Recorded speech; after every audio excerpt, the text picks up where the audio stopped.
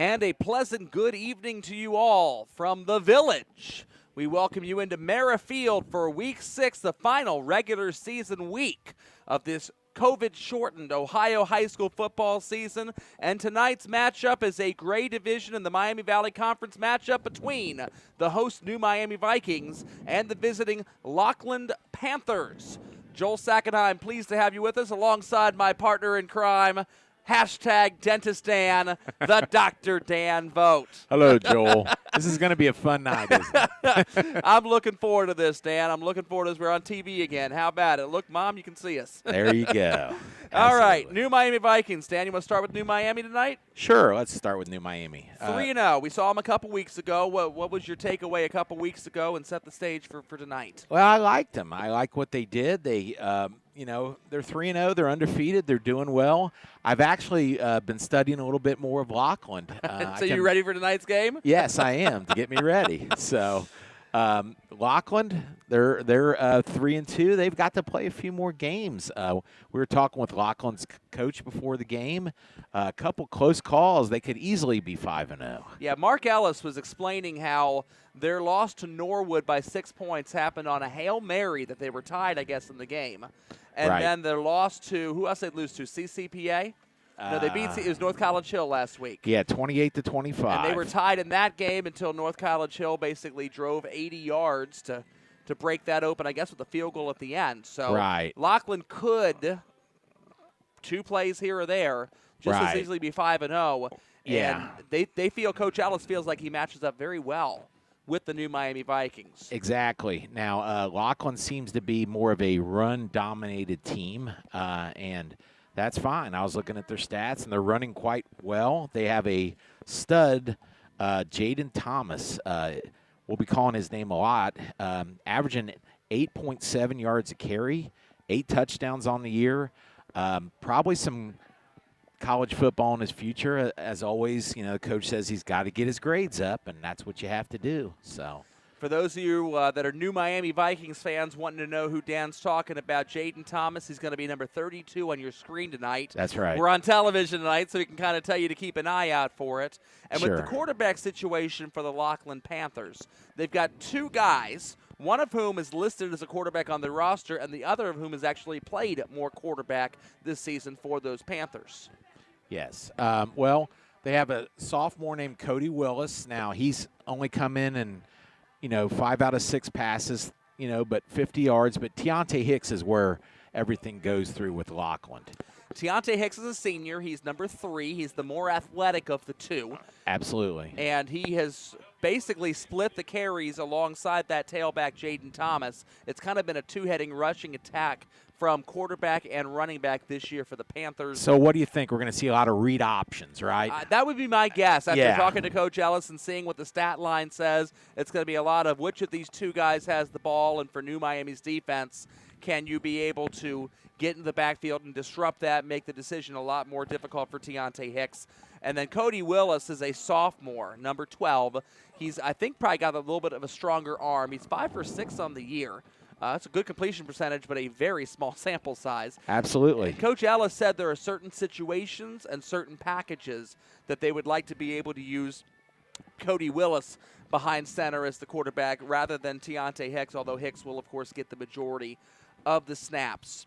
Now, Lockland here, statistically, I was looking at the Miami Valley Conference, and, of course, all-world Corey Kiner there from Roger Bacon. Oh, Corey Kiner. He's 1,201 yards in 5 in games. only 5 games. So what's that, 250 a game? Oh, my God. What a beast. But their second and third in the conference is Jaden Thomas of Lockland and Deontay Hicks of Lockland. Now, combine those gentlemen, they don't add up to Corey Kiner. Kiner, the That's second how and third place dominant guys. Corey is. Who's going to play for LSU on the next level? But between Deontay Hicks and Jaden Thomas, there's 15 touchdowns. And about So- 1,000 yards rushing, it looks like. between the two of them. absolutely. Maybe So- 1,100 yards rushing between the So two of New them. Miami, pay attention to those 2 guys. That seems to be where everything's going to be at.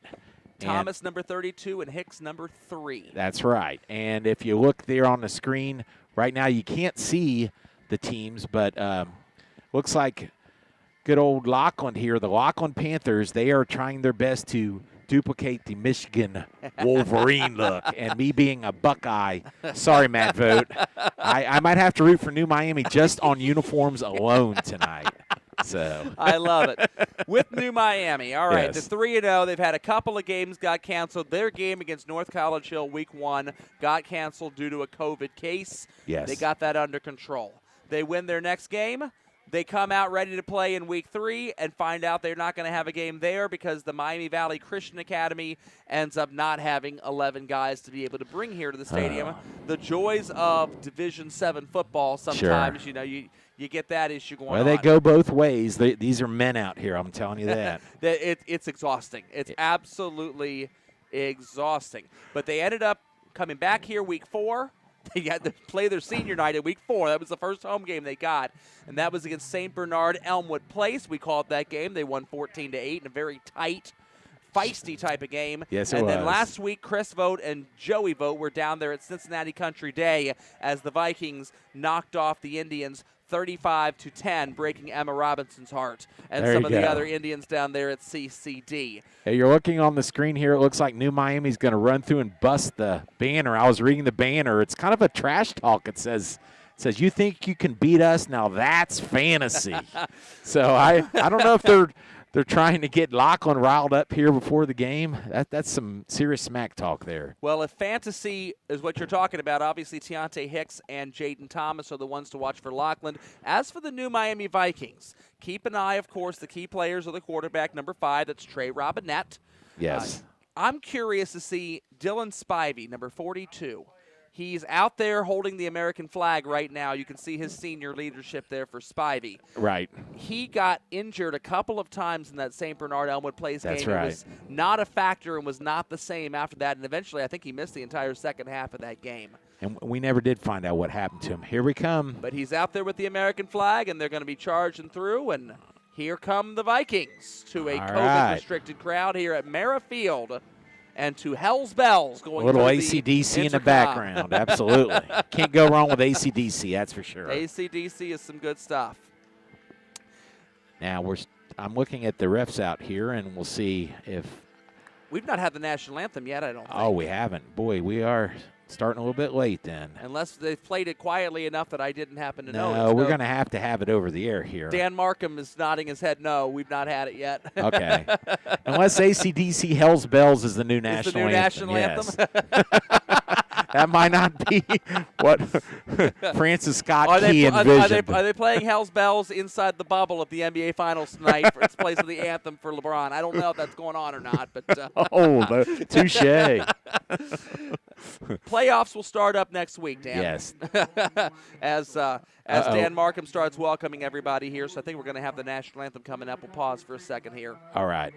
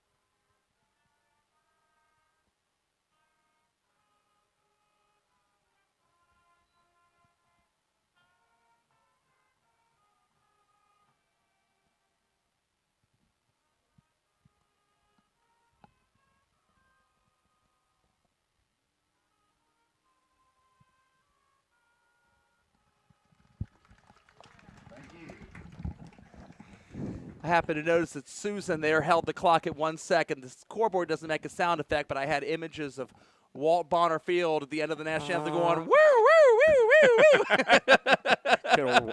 Might be the home of the Baden Rams in a few weeks. It could be. We'll get into that. Figure out if they end up having to play a game there when they're supposed to be hosting their first playoff game against either Lima, Shawnee, or Wapakoneta.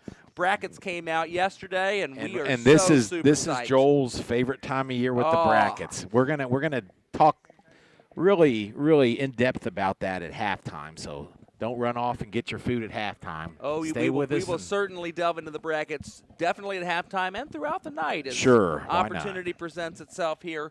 So we're getting ready to start here. We've got the clock on the scoreboard overlay tonight. We've got the timeouts on the scoreboard overlay tonight. We're moving up to big time. This is pretty good here. All we need is the CBS theme song and hello, friends. No. All right, it looks like New Miami won the toss, and they deferred to the second half. So it looks like we're going to get ready for our kickoff here. So ball being placed on the tee by New Miami's Trey Robinette, the straight-on kicker, although Spivey is next to him. And deep for the Panthers, it looks like they've got Tiante Hicks back there deep. And it's going to the other guy instead. That is number 5. That's Darren Talbert. Darren and Talbert's Talbert. going to make a bit of a move and be tracked down by Jaden Strong of the Vikings. So the Lockland Panthers will begin their first drive in decent field position down the 35-yard line for the Panthers. All right. So let's see if we start out here with a little RPO, little run-pass option. With mostly running. Yeah, Coach Ellis definitely prefers to keep the ball on the ground whenever possible for the Panthers.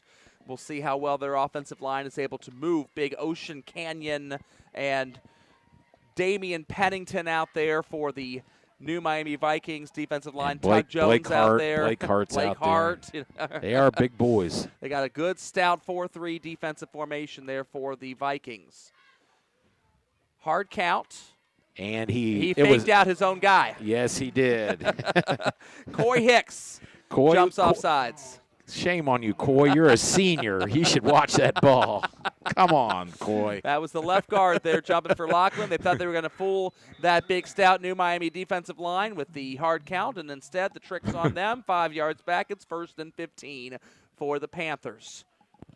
Teontae Hicks in the backfield and his buddy Jaden Thomas right next to him, as we've talked about. Blitz looking like it's coming off of the left side of the offensive line and now dropping back into coverage. Flags are flying. Is Jerry Helton.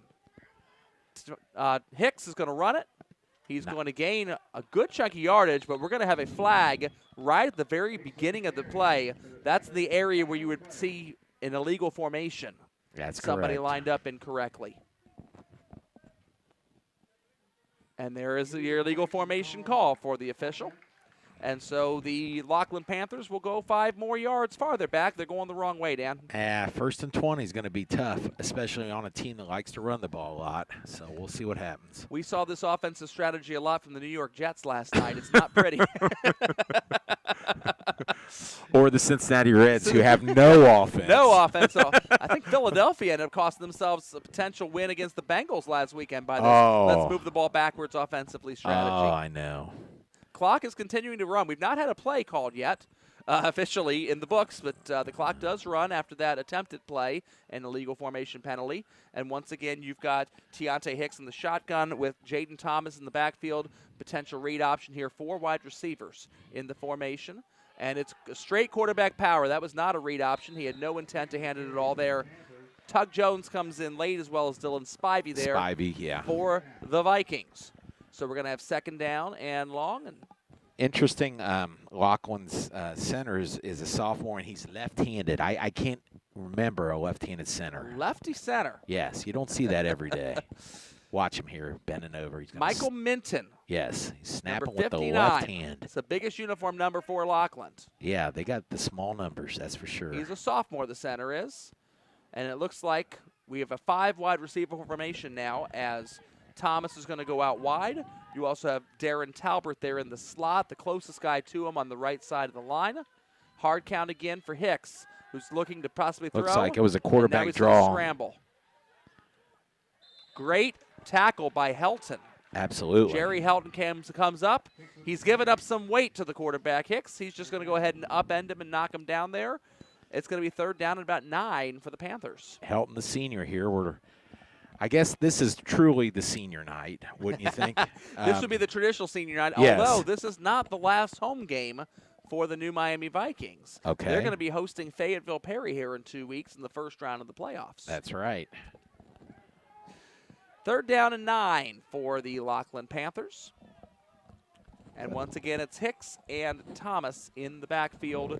Trips receivers. It looks like 2 receivers to the left or to the right, and double tight end. 7-man offensive line for the Panthers here. Heavy run formation, and the handoff does go to Thomas, and an open field tackle for New Miami.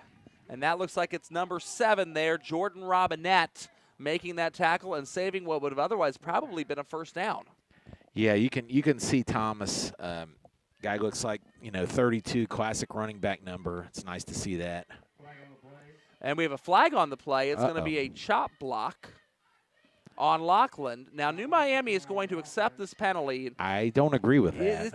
That's kind of weird. You would have had a 4th and 3. It's a 15-yard penalty, I believe, so that's going to march him way I back, guess but it's going to give him the down back. And they're going to get field position. So okay, let's see.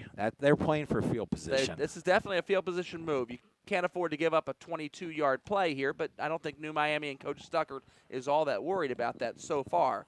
We've That's not right. seen Lockland attempt to pass yet tonight. So here we go. 3rd down and about 22 or more. I'm going to call a screen pass to Jaden Thomas here. We'll see what happens. We don't have the superimposed line out here. Oh, a false start. Oh, my goodness. That was the right guard there. Yes, Darius Harper, another senior. Unbelievable. Darius jumps on. Darius, thank you. Darius, yes. So we don't have it superimposed on your screen, but the first down line to gain is the 45-yard line, which you can see on your screen in the very, very bottom left corner. Wow. They got to get that far for a first down. I mean, the scoreboard says 3rd and 22, but it's probably longer than that. Yeah, it's more like 40. It is definitely longer than that.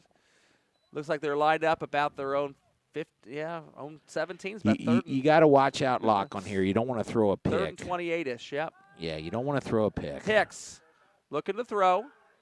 Potentially scrambles. And he's down. So I guess taking the penalty was the smart move. I think it was the smart move. Yeah, Blake Hart on the tackle, Dan. There you go. Blake had a terrific hit in that game.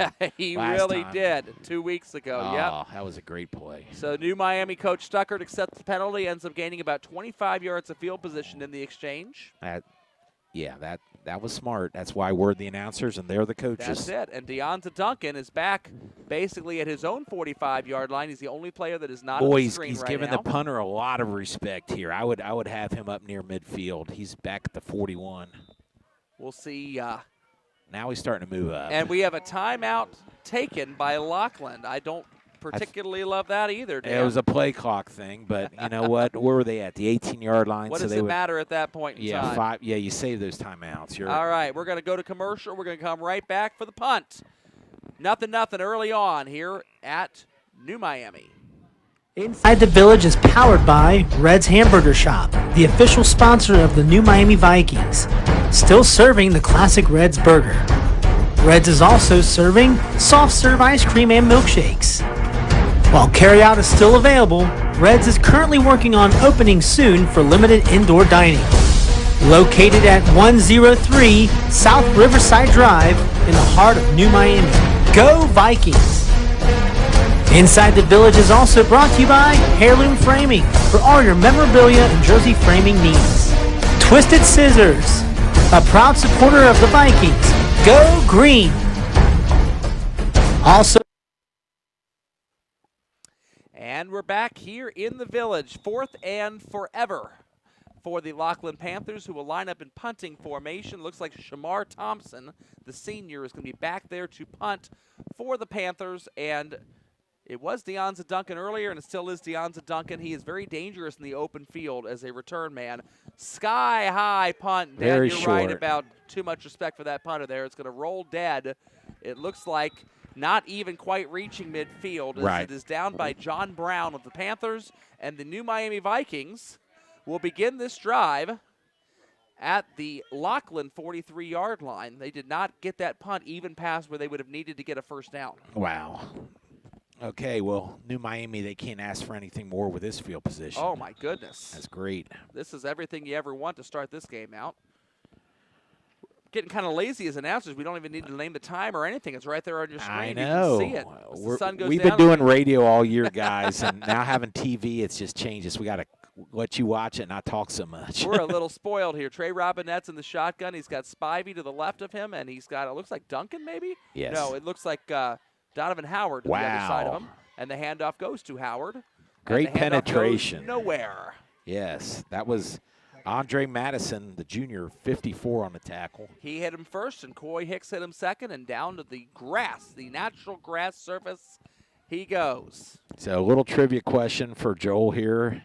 How many Butler County high school teams still have natural grass? Not gas. That's something different. It's something different. It's becoming more popular as the natural grass is becoming less popular. That's right. Yes, that's true. Well, the Fenwick Falcons do not count anymore since they are technically across the street into Warren County. All So right. that leaves us here at Merrifield tonight, as well as where Chris and Joey are tonight calling the Madison game. There and you that's going to be go. a fall start. There's been a lot of penalties so far. I think we've had more penalties than plays. Yeah, this has been ugly, I'll tell you. This Oh, is- here we go. We're in October, Breast Cancer Awareness Month. I'm seeing the You're pink seeing the out pink there. out there. Yes. Now Nope. we know why. There you go. There we go. It just dawned on me. So after a 3-yard loss on a running play to Donovan Howard and now a 5-yard loss on the false start, we're at about 2nd and 18 now for the new Miami Vikings. Defenses are being aided by these penalties, that's for sure. Trips receivers to the bottom of the screen, and is a quick pass Slant. to Helton, who is going to get knotted up there by number 4, John Brown, making that tackle. And it's gonna be Not third to be long. confused with the John Brown, former Arizona Cardinal wide receiver. That's true. Or John Brown, the former terrorist attacker of Harper's Ferry, Virginia, that was hanged in 1859 for treason. No, thank God he's not that John Brown. Wow. How do Third you know down, that? 15. Used to teach American history. Oh, okay. All right. Trips receivers to the left side of the formation at the top of your screen. That means the slant's probably going to be thrown there as He's Robinette looking is left. looking. He's got a man wide open, and he underthrew him. He underthrew him. Oh, man. Oh, he read it. He read it late. That was Jaden Strong. Jaden Strong was there. And he was running the streak pattern down the middle, and the defense missed him on Yeah. that play. They just lost track of him, and Robinette on the move had a little pressure up by that defensive line and could not hit him in stride. 4th down and 15 for the Vikings, who will inevitably punt here and play the field position game. Oh, gosh. Coach was really hot about that play, too. He just slammed his – okay. Headset's not working. Headset's not That's working? why he's mad. Okay. Be a good He- reason to be mad, Susan. Thanks for clearing that up for us. I thought it was anger. Here comes a rugby style of punt. Now, that is a great kick. And that is going to go out of bounds off of your screen there. And And I guarantee it'll be at a nice even yard marker here. this is actually not going to be as far as you would think. No, it's not. As the referee marks this off at the 27-yard line, and that is where the Lockland Panthers will begin drive number 2. Emmerich Moffitt was the punter there, and that didn't quite go exactly how he wanted it to. Well, I like the coffin corner, but he kind of coffined it a little bit too far outside. He did. He did, no doubt. 1st down and 10 for the Lockland Panthers. Sun is shining a little brighter, at the end of the day, so it's harder to see. It's 5:52 left to go in the first quarter. That clock is going to get clearer and clearer as we get deeper into this ball game and as the sun goes down. And this is really the first football weather I think we've really had this year so Got far. our long pants on, Dan. That's right. Handoff goes to Thomas. Nice spin move. Spinning Another around spin Spivey. move. Oh, and then he gets stuck. Wow. He spun around Spivey. He spun around Deonza Duncan. And And finally there's Blake Hart. Hart. Yes. Blake Hart said, Let me wrap him up. No more. Boom. Well, Blake Hart's 290 pounds, and he just looks big. He's Take a look on your screen. He's number 72. He's just a beast. Kind of in the middle there, hanging right next to the umpire. I mean, he's a solid 290. He I is mean, a solid shooter. Clogs up a lot of space there in the middle of that I'm line. telling you, just size alone, he's got to play at the next level. And what great pursuit on that tackle to get all the way out there to the sideline and wrap up, whereas cornerback Duncan was not able to get him to the ground. Well, we've got to see the elusivity of Jaden Thomas, and now we're gonna it's This is the Hicks. read option. And Oh. another flag. So enjoy this as he runs out of bounds. This is also coming back. Tiante Hicks can't catch a break here with the holding on his offensive line. And no doubt Andy Stuckert is going to accept that penalty and make it 2nd down. And again, in high school football, they're marking it off from the spot of the foul, not from the line of scrimmage. So Okay. this flag is at the 30-yard line, not where the ball was snapped at the 34. So it's going to be 10 yards back from the 30. And they're going to put this ball all the way back to the 20-yard line. Wow. Which well, is Blake Hart said he made the call. Did you see that? Well, okay. Blake did the holding call and pointed. Oh, did and he? Started clapping. Yes, he knew he was held. So I like his cockiness. What was it? Is it who was the singer that did "Hold Me, Hold Me"? Hold me, thrill me. Mel. Mel. We'll Is get it him. Mel Thomas? Oh God, I should know that.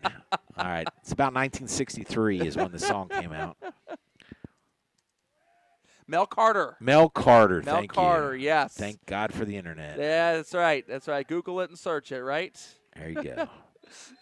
And a quarterback keep up the middle. Well, Google search, but also using your own human brain to know what's going on. My poor brother Luke, God bless him, he was supposed to go to St. Aloysius for a funeral this morning. Yes. Shows up at St. Aloysius Orphanage. Don't think there was a funeral there, Luke. You're looking for a Catholic church, not an orphanage. Luke's a good guy. Luke is. He is Luke. Yes, he is. I'll tell you, the penalties are killing the offenses here early. It really is. Under 5 minutes to go here in the first quarter, and it's just they're all just going uphill, it seems like. I'd say the defenses are doing a great job of stopping the offense, but I think actually it's the officiating crews that are doing a great job of stopping the offenses here.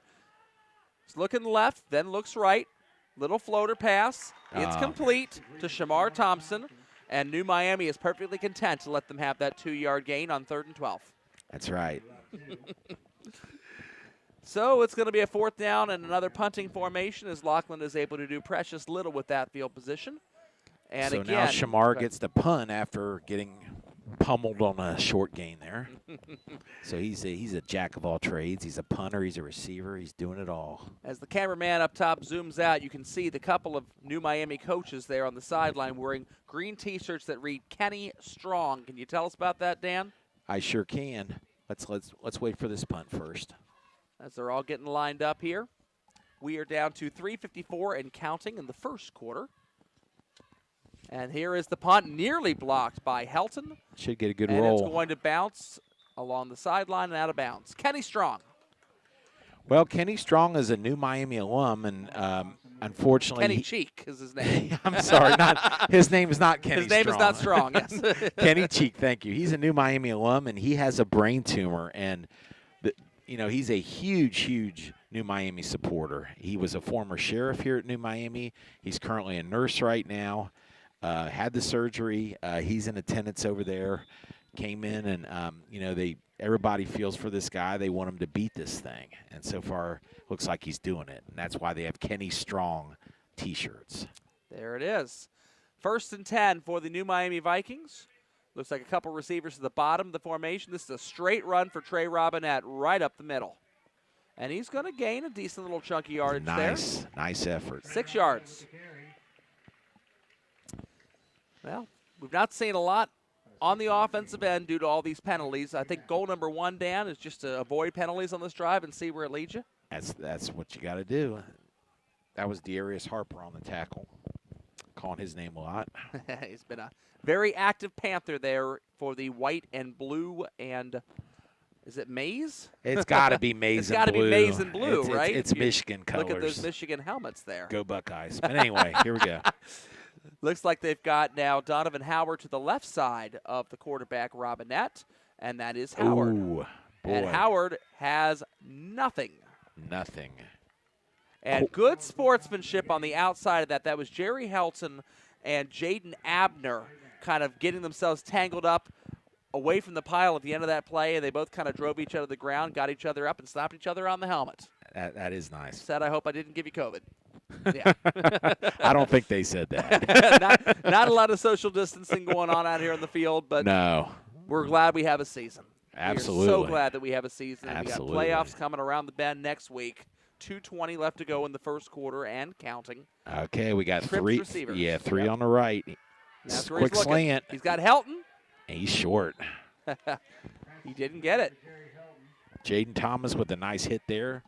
4th down. What do you do here? You punt? You go for it? Well, in a normal situation, I'm very tempted to go for it, but given how the penalties and the offense have been playing, my thought is you play field position in a game Absolutely. like this. You let that punter redeem himself there. He tried to cough and corner. It was only like a 22-yard punt. Let's see if he can. Look at that. They're going for it. So much for our ideas. Well, remember that Robinette can punt as well. But they are under center. Are they going to quarterback sneak this? Wow, look at Lockland. This is a hard count. Lockland is up. This is a hard count. Yes, this is it all is. This is. Yes, it is. They are not going to snap this football. They're trying to see if Lockland will jump. Lockland did not. They called the timeout. I don't know why. I guess the 5 extra yards might be hard on the punter there. Well, they're worried about that, I'm sure. So okay. We'll go to commercial. Minute and 27 left to go in the first quarter. It's all knotted up at 0 here in the Village. Never pay more when you shop Route 4. Performance Toyota. Performance Toyota Superstore invites you to save. Money, that is. Overstocked pre-owned vehicles have forced us to wholesale direct to you. Our loss is your gain. Everything is on sale. Cars, trucks, vans, SUVs. Every deal will be made. Keep your stimulus check and just show up and drive. If you want it, we've got it. Every style, every color, every model. It's used cars for everyone. Only at your Performance Toyota Superstore. Go to performancetoyotastore.com. And we're back here, and it looks like the punter is not coming on the field. Robinette is back in the shotgun formation. Andy Stucker does not want to punt this ball. Here's the snap, looking for a pass. He's got Duncan. He's got him look it open. in. First down. Well done. He was open. He was wide open, and that was one of those things. The wide open throw is maybe the scariest one because it's 4th down. If you drop it, you're giving up the ball right there. You got to make an easy pass.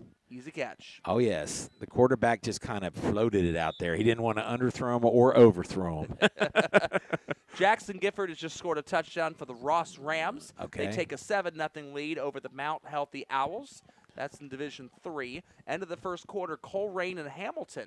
No score yet. How about that? Wow. Obviously, both teams, everyone pretty much is going to be in the playoffs, but maybe some teams are playing not to get hurt. And that's a run up the middle, and that's going to get a very small amount of yardage there as Spivey tries to take it up the center for the New Miami Vikings. New Miami definitely needs him to play well. No doubt about that. Yes.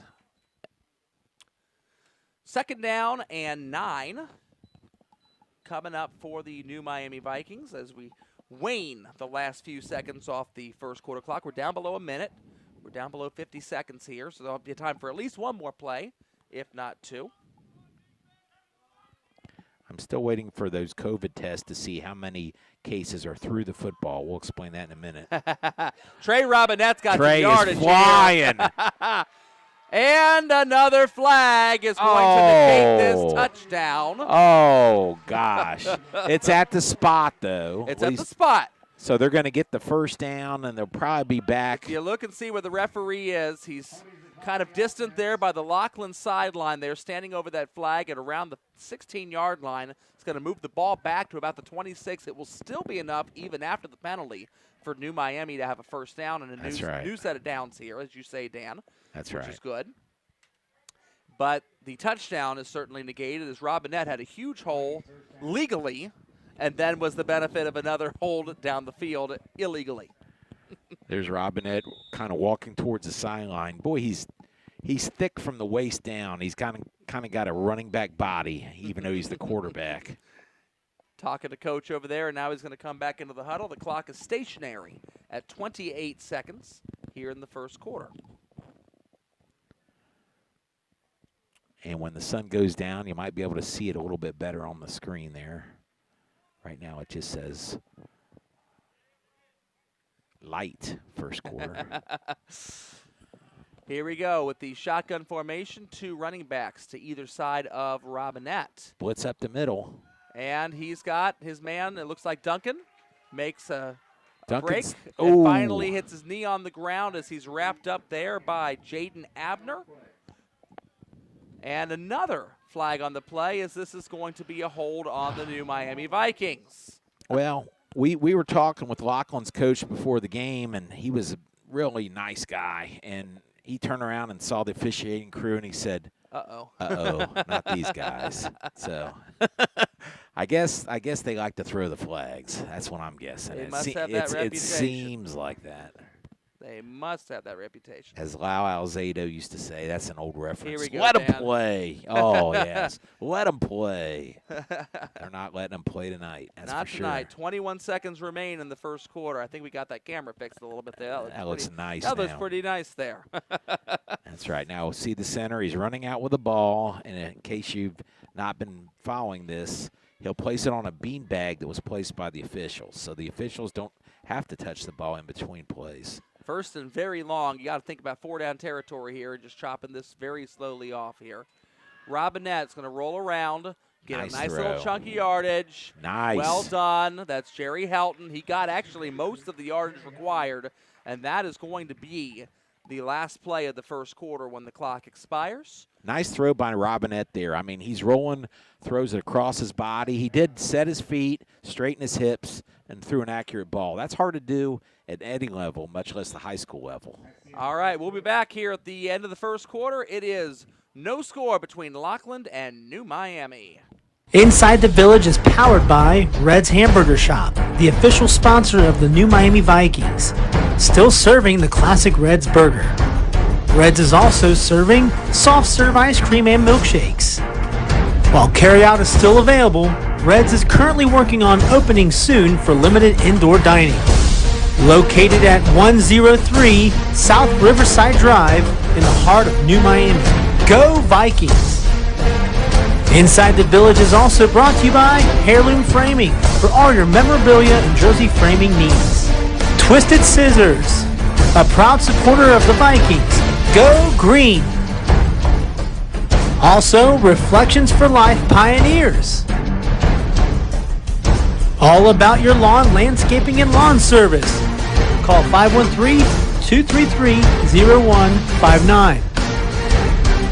And SuccessPhoto.com for all your high school photography needs.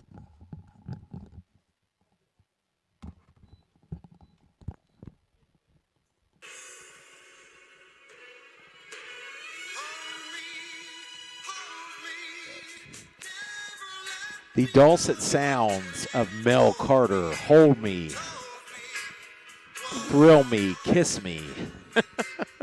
We've been having a lot of holding going on here. That's the problem. The offense has been stagnant with the holding penalties. Second down and 4 here at the 22. Nice intro there, You like Joel. that little musical intro there for Mel Carter. Got to give him credit. Oh, go Mel. Robinette's going to fake the handoff and keep it himself. And he's going to gain about 4 yards, and nobody held me on that one. No flags. Very aggressive officiating crew. Very aggressive. You know, I see this a lot where people will moan and complain, why don't you just let them play? Right. Having been an official, Yeah. this has been known to have a little bit of a tighter whistle, you know, in my You're- soccer and basketball officiating Definitely days. basketball, man. You'd call fouls that weren't even there, Joel. We're talking CYO era here. Oh, my gosh. Long My time thought ago. was always, hey, why don't you teach your kids not to hold, right? Here we go, 3rd and 1. This is a big play. Spivey up the Boom. middle. He breaks a tackle. Nice. And Oh, gets what a hit. walloped. The ball came out. Oh, no. No. And is it a first down? The Wait a referees are minute. kind of consulted. I'm seeing conflicting things there. What? The umpire is looking kind of back the other It way. looks No, like it is a first down. It is a first down. I apologize for that. When I see a hit that big, I just think the ball's going to come out. He got walloped. He got walloped. But Spivey was able to break the one tackle he needed first, and That's that right. gave him enough room to get the first and They're goal saying over here across from me it came out after he was down. after he was down. Okay. So first and goal for the Vikings here early in the second quarter. I'll tell you, Spivey is running hard. You can see the difference he makes when he's healthy on this team. Oh, big time. That's Robinette. He had no there is intention it. of handing that one to Spivey. Up the middle. Touchdown. And a touchdown for the Vikings. Trey Robinette. And that dude's pretty happy. Is that a 6-yard touchdown? 5. 5? Yes, sir. 5-yard touchdown run. We're updating Twitter and everything Now, we've been else. calling a lot of different games. Was New Miami the team that always went for 2, or do they have an extra They've got the point? straight-on kicker if they wanted to try it. Oh, that's right. They were yeah. trying that earlier Old Fred Cox references and things. looks like they're going for 2. I want to see the straight-on kicker, but it's not We going to saw it happen. against Purcell Marion. He hit a couple. 2 running backs alongside with them. This is a heavy running formation, even though they are in the shotgun here. Kind of like a power T meets the modern age. Robinette's got a little bit of room, throws a jump ball up into the corner. Nice and defense. that is tipped defensively by Lockland, and we're going to see if I can figure out the gold numbers on white jerseys. Why teams do this to us, Dan? I don't know. I know. Do they have an outline or not really? I want to give this man a little bit of credit. Yeah. Because he deserves it. It looks like a single-digit number. That might be Jarrell Harris, number 2 out there. No, it looks like it's number 5. That would be Darren Talbert. All right, Darren. Good job on D there.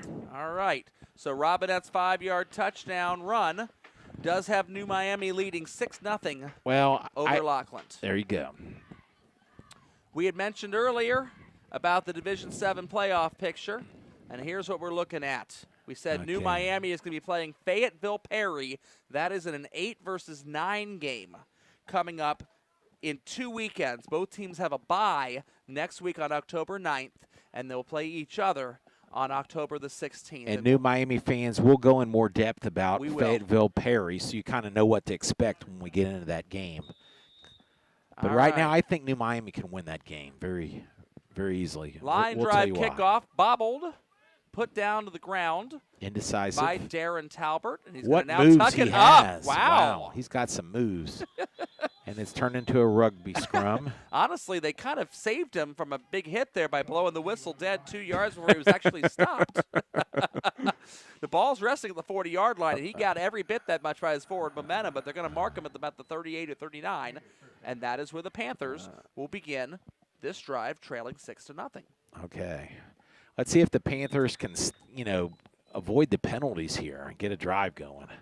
I want to see what this team can do, and they're definitely a running-dominated team, and when you're starting out 1st and 20, that kind of defeats it for you. Oh, yeah. If you're very, very heavily relying on the run game, you cannot afford. John Fox will call it stay on schedule.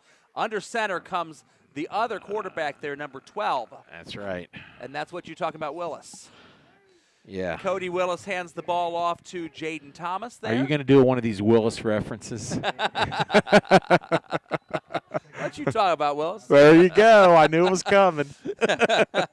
Tiante Hicks was on the sideline, and Ellis said that Willis was going out there, and Tiante asked him, what are you talking about, Willis? That is number 12, and he's under center. There you go. The different formational opportunity for the Lockland Panthers there is this is a traditional I formation, and a toss sweep. Oh. This is a potential halfback pass. No, he's turning on the Jets. And that was again Thomas. Jaden Thomas. And tripped up by Jordan Robinette there. It's funny, he dove in after the legs, and Thomas fell down about 7 yards away from the ball. Oh, look at this.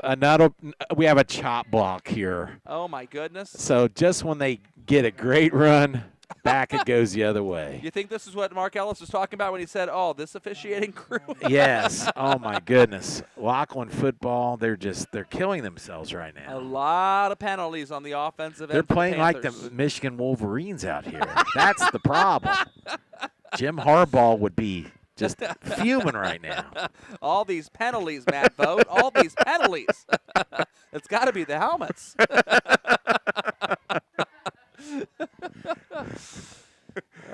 Meanwhile, in Buckeye land, the Ohio State Buckeyes have continued to have byes until October 24th. Yes, but they are still 6th in the country, amazingly. They look really good as they're sitting in their locker room. They're not playing undefeated. anybody. They are undefeated. This is also a potential running pass option. Boy, he's Going smooth. back the other way is Thomas. He's got the ball past where the original first down marker was. It's going to be 3rd down and 9. And again, that was a backward pass that Thomas could have thrown in the last 2 plays. As he's gotten the ball, he's almost looked like he's looked downfield for a half second. He's juggled it a couple times, and you wonder if he maybe should get rid of those gloves, I mean, it's not that cold out here. I'm just old school, I know they can use those gloves and pluck their hand out and do these one-handed Beckham catches, but Little barehanded action there. That's says right. Danny Vogt. I like it, but they all have gloves on now. Second quarter for our sister game going on. Madison and Monroe are still tied, scoreless. 3rd and 8 here. This is a quarter. big play. Let's see what happens. Shotgun for Willis. He's got the better He's arm. high. Overthrew his receiver. That was Tyler Willis. I guess that's got to be a brother of his. Yeah, I think you're right. Tyler is a junior. Cody is a sophomore, the quarterback there. And, Dan, I know they didn't get a first down. Yeah. I'm thinking that Willis might be their better option tonight. I don't know. I mean, his brother kind of gave him like that look, like brothers give each other, like, come on, man. What you throwing it way over my head like that? You're going to need to be able to throw the football tonight. I think so. All right, so a punting formation, and again, that would be Shamar Thompson, the senior punter, / anything else he needs to be in Division 7. And that's Deonza Duncan back there ready to get the punt. Nearly blocked by Helton. Another sky ball. Very short punt. I think New Miami needs to figure out to go up about 15, 20 yards here. Oh, my goodness. I mean, good Lord. And we look where that ball actually is going to be marked. We're going to be at the 45-yard line, a net gain of about 10 yards on that punt. It was from the 42, so we can do the math. That's 13-yard net. 13-yard net. That's not going to get it done. I'm telling you, they just might as well go for it. Yeah. Seriously. It can't hurt. You get half of the yardage. You've given up 6 yards for an attempt to get a first down. Looks like Harrison and Edgewood are tied at 7. These games tonight will not affect playoff seeding in any way. They're almost like scrimmage games. In a way. You almost don't want to see anyone get hurt this week because playoffs are next week. Yeah, you definitely don't want to see anybody getting hurt. And there are some conference championships on the line for some of the smaller conferences that are able to play a round robin. That's right. Looks like Monroe is just taking the lead on Madison 7-0. There's a handoff up the middle to, I think that'd probably be Donovan Howard. Yep. You can tell Howard versus Spivey based on the physical size and stature of the gentleman. Howard is more the scat back, and Spivey is the bigger bruiser fullback there. Yeah, Tyler Willis on the tackle, the man who was overthrown on the last series. Down below, 8 minutes left to go in the second quarter here at Merrifield. New Miami Vikings, it's not been easy. No. Go ahead. I was just going to say, they do have black borders around their yellow numbers there. Lockland does, so. It helps a little bit. It helps a little. Blue numbers would help out more. Yes, absolutely. I think Michigan actually has blue numbers on their white jerseys. Yes, they do. It does help out. Dropping back to pass. He's going deep. Deonza Duncan Oh! the football. Are What? you kidding me? He ran into the defensive player and then, got some separation that way, and then he popped back 2 yards and he caught it. It definitely was not offensive PI, though. He didn't push off. No, he didn't He push lost his off. momentum and then had to change his momentum going completely the other direction. Trey Robinette on laser there. That was a heck of a throw. Wow. Lockland's defender there, I'm trying to get his number, number 5, Darren Talbert. I don't think he saw the ball the whole time. Because he could have picked that if he just spun around and looked at it. May have lost it in the lights as well on top of everything else as you're kind of adjusting. That's true. We're down to 7 minutes here. Well, you can read it on the screen now. Isn't that great? I'm so used to I know, being radio. time and distance. That's right. First down here at the 20. You got Spivey, the big bruiser, and you got Howard, the scat back there. Robinette, triple option. Beautiful play. Howard's got some room. Donovan Howard. Beautiful play. And there's going to be a flag on Deonza Duncan for a hold on the perimeter way upfield. Wow. And honestly, when I get home and watch this on YouTube, I'm going to look at that because I don't know that I agree with this hold necessarily. And I'm typically a guy that stands up for the officiating in most cases. But these guys they're are very eager to throw definitely these flags tonight. Yeah. Very eager to throw. That was Deonza Duncan out there in space that got the flag there, but man, I mean, his body was in between the defender and Howard. Let him play. Let him play. Come on. Jeez. All right. They're doing 95-yard drives instead of 60-yard drives. they're upping the level of difficulty for week 6. That's Yes, what they're doing. That's what they're doing. 1st and 5, because that was 15 Yes. yards upfield where the penalty happened. Same formation there for New Miami, so they do pick up 5 yards on the play. Could have been more. Robinette got a run option, got a pass option. He's going to go ahead and run it, and he's going to get the first down and finally meander his way out of bounds. Escorted by Jaden Thomas, but not exactly tackled by him, and that's going to be a 1st and goal for the New Miami Vikings. Ross and Mount Healthy update at the end of the first quarter. The Ross Rams have a 13-7 lead on the Mount Healthy Owls. That game being played here at, looks like Robinson Field. There you go. Last home game for the Ross Rams, who got the number 5 seed in Division III. A lot of respect shown them in the coaches' vote. Absolutely. I mean, they lost their opener to Baden pretty handily, but then they have been steamrolling people. I saw Ross's coaching staff voted Baden number 1 in the region. I can't imagine why, if you've lined up against them and lost 41-7, have been putting big numbers against everybody else. Well, they're the only team that has stopped Ross's running game. Deonta sure. Duncan is kind of wrapped up there. By a host. a host of Panthers. Is it a pride of Panthers? What would it be? Well, it's a pride of Lions. Is it a pride of Panthers? Now, come on, you're a Carolina Panthers fan. You don't know that? Well, I'm the disappointed, first thing I wonder Joel. there as a Detroit Lions fan is how do you it's know a pride of Lions. Do the Lions have any pride at all? They do after beating Arizona last week. They're going to upset the Saints this week. Oh, you think so? Absolutely. Dan Vogt is as long as right Michael now. Thomas does not play. That's the key. Okay. So we're going to Nancy Kerrigan him, and we'll be fine, right? Whack her on the knee. Too soon. 1994 Lillehammer Winter Olympics reference for you younger crowd out there watching this at home. Yes. All right, one running back, that's Howard there next to Robinette, and Robinette's going to take a straight up the middle, touchdown. And this is easy pickings, 10-yard touchdown run for Robinette, assuming there are no flags. Dan, are there any flags? No flags, and let me say this, all props to the line for New Miami. They blew Coy Hicks literally on the ground, the big senior for Lockland. He was sitting there dejectedly, knowing that the play just went straight through him. They were able to use Donovan Howard as a lead blocker for that play, but I don't think Donovan Howard even had anybody to block there. Both of them just went straight through the middle. It seemed like they had the numbers up the middle, that's for sure. What more do you want? 5:24 left to go in the second. They want a 2-point conversion right now to that make is it a what nice. More they want. You're right. 14-0 is what they want. There are more things that they want. That's true. All right, here we go.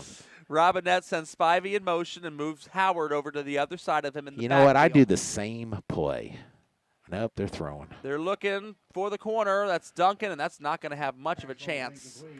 And so at the commercial break here, it's 12-0. New Miami Vikings here at Mara Field. 5:24 left to go in the second quarter. We thank you for listening to a live broadcast on the Butler County High School Sports Report's YouTube channel. We encourage you to check out our website at www.bchssreport.com for all your local prep sports results, stories, and student-athlete features. Enjoy the rest of the game.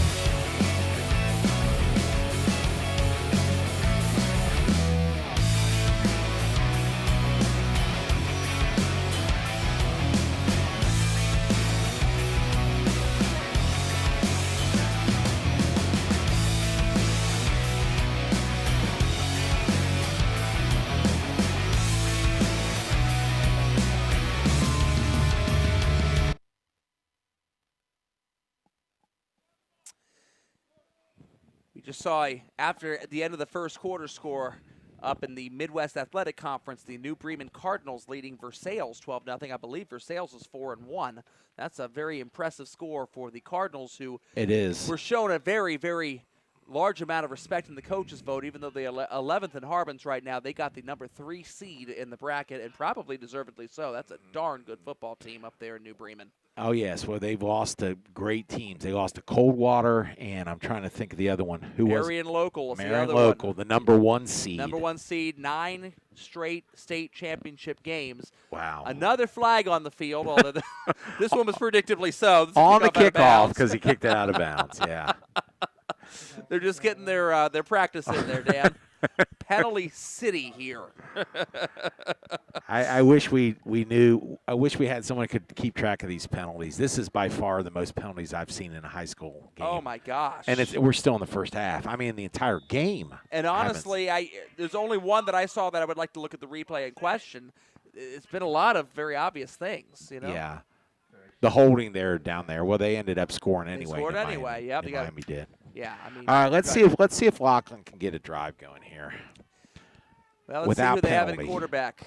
Are they back to Tiante Yes, Hicks? they are. Tiante's back in there. The Wait a more minute. athletic, smaller dude.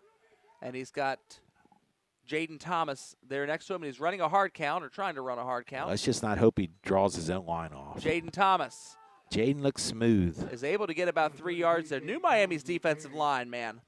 Ocean Canyon, Tug Jones, Blake Hart, Damian Pennington have been just phenomenal all game long. I see Dantes O'Neill out there right now. That's right. I mean, they got big size up front, that's for sure.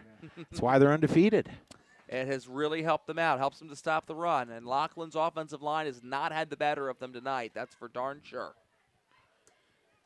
Trickle below 5 minutes left to go here in the second quarter of play. The Vikings have a 12-0 lead on 2 Trey Robinette touchdowns. If you're just joining us here as the Middletown and Madison game has gone to halftime, you might be even live looking in from Chris Vogt. I have no idea. Like a delayed handoff there. This is going to be a handoff once again to their stud running back. That is Jaden Thomas. And Thomas is going to have just enough for the first down. And no flags. And no flags. That's the key. I do think they can run on New Miami here. I really do. So this is a huge drive. I mean, they got a lot of time. 4 minutes, 24 seconds on a running clock here. If they can get in before the end of the half, make the extra point, they're within a score. Think about the old children's book I used to think about my grandmother, But No Elephants, and this tonight is But No Flags. That's right. First down for the Lockland Panthers as the clock continues to tick, and I'll keep an eye. It's 5 seconds on the play clock now. The back judge has that. Handoff, not a handoff, kept by Tiante Hicks. And nice gain. Hicks gets a nice gain there, and Donovan Howard comes up and stops all of his momentum and kind of bends him in half a little bit for that tackle. Makes it 2nd down and 3. And I believe, Dan, this is going to be the first time all game long that the Lockland Panthers will be snapping a ball on the other side, the of plus 50. side of midfield. Absolutely. Alex Trebek, you're on the plus side now. That's right. Now look at Tiante Hicks here on your screen. Well, you can't see it too well. He's got an orange shoe on his left foot. And a greenish. And green on the right. It's And there's a yellow. bad snap. What's he going to do? He's going to go down with it and be all right, stopped by the new Now Miami he's a defensive line. quarterback. I would have liked him to rolled out there and maybe threw the ball out of bounds and saved all that loss. He kind of did panic a little bit there. He did panic. You're right. That's almost like a penalty right there. I mean, it's worse because you lose the down. You lose the down. And also the yardage. Good point. That's the only snap Lockland's run on the better side of midfield tonight, and definitely not what you want to see. Not at all. So we're going to have a 3rd down, and it looks like 13 now for the Lockland Panthers. And New Miami might even consider taking a timeout after this play. They've got 2 of them left here. That's a good point. Good clock management there, Joel. Yep, you can see the timeouts and the clock at the bottom of the screen because Chris Vogt is amazing. And we're getting better at this. Under center comes Hicks. Hicks fakes the handoff, rolls out. He's looking. He's got him. The short man, and he's still going to have enough for the first down. How about it? How about it? That's Jarrell Holmes. He actually had a wide open Shamar Thompson a little farther downfield there. Yeah, he went with the safe shorter pass and hoped he could do with the run after the catch, and I which thought he did. he had enough for the first down. He got to the 45-yard line, but the sticks actually indicate they need to get to the 44. Oh, wow. I thought he had it too. It's going to be a yard short, and legitimately a yard short. We just weren't keeping an eye there. Chris Vogt, when are you going to invest in our little first down marker? All right. Orange line from CBS back I do Jaden Thomas up the middle, but then if I call it, New Miami will probably be keying on it. How about a Tiante Hicks quarterback sneak? All right, I like that. Formation. I'm going to watch Blake Hart here straight in the middle of the screen, see what Blake does here. Tight end, handoff, Thomas. He's got some it room. easily. Oh, this is a first down. Not a problem. Nice. He wrote. They went wide, so they didn't want to run straight up the middle there. So nice call. Very patient run there. Yeah. Now they need to start looking at their clocks themselves here. We're down to about 2 minutes. I love how you still, creatures of habit, are looking all the way outside the window for the clock when it's right on our screen in front of us. I do know. the same thing. I'm doing the same thing. I'm Dan. looking at the scoreboard, not the TV. Fake handoff. It's a zone read. Hicks keeps it up the middle. He's going to get about 4 yards there. I would think we'd have a timeout here, and there it is. The whistle blows. This is not a timeout. Oh, This it's is an injury. Oh, he looks in pain. He's rolling around. Oh, my down goodness, there. and that's Deontay Hicks over there. I can tell because he has the 2 different shoes. Yeah, it's number 3, and he's That's the only reason I knew is, oh, he is in agony right now. he is definitely rolling around. He's not happy. He's definitely Let's not see, happy. they're holding his left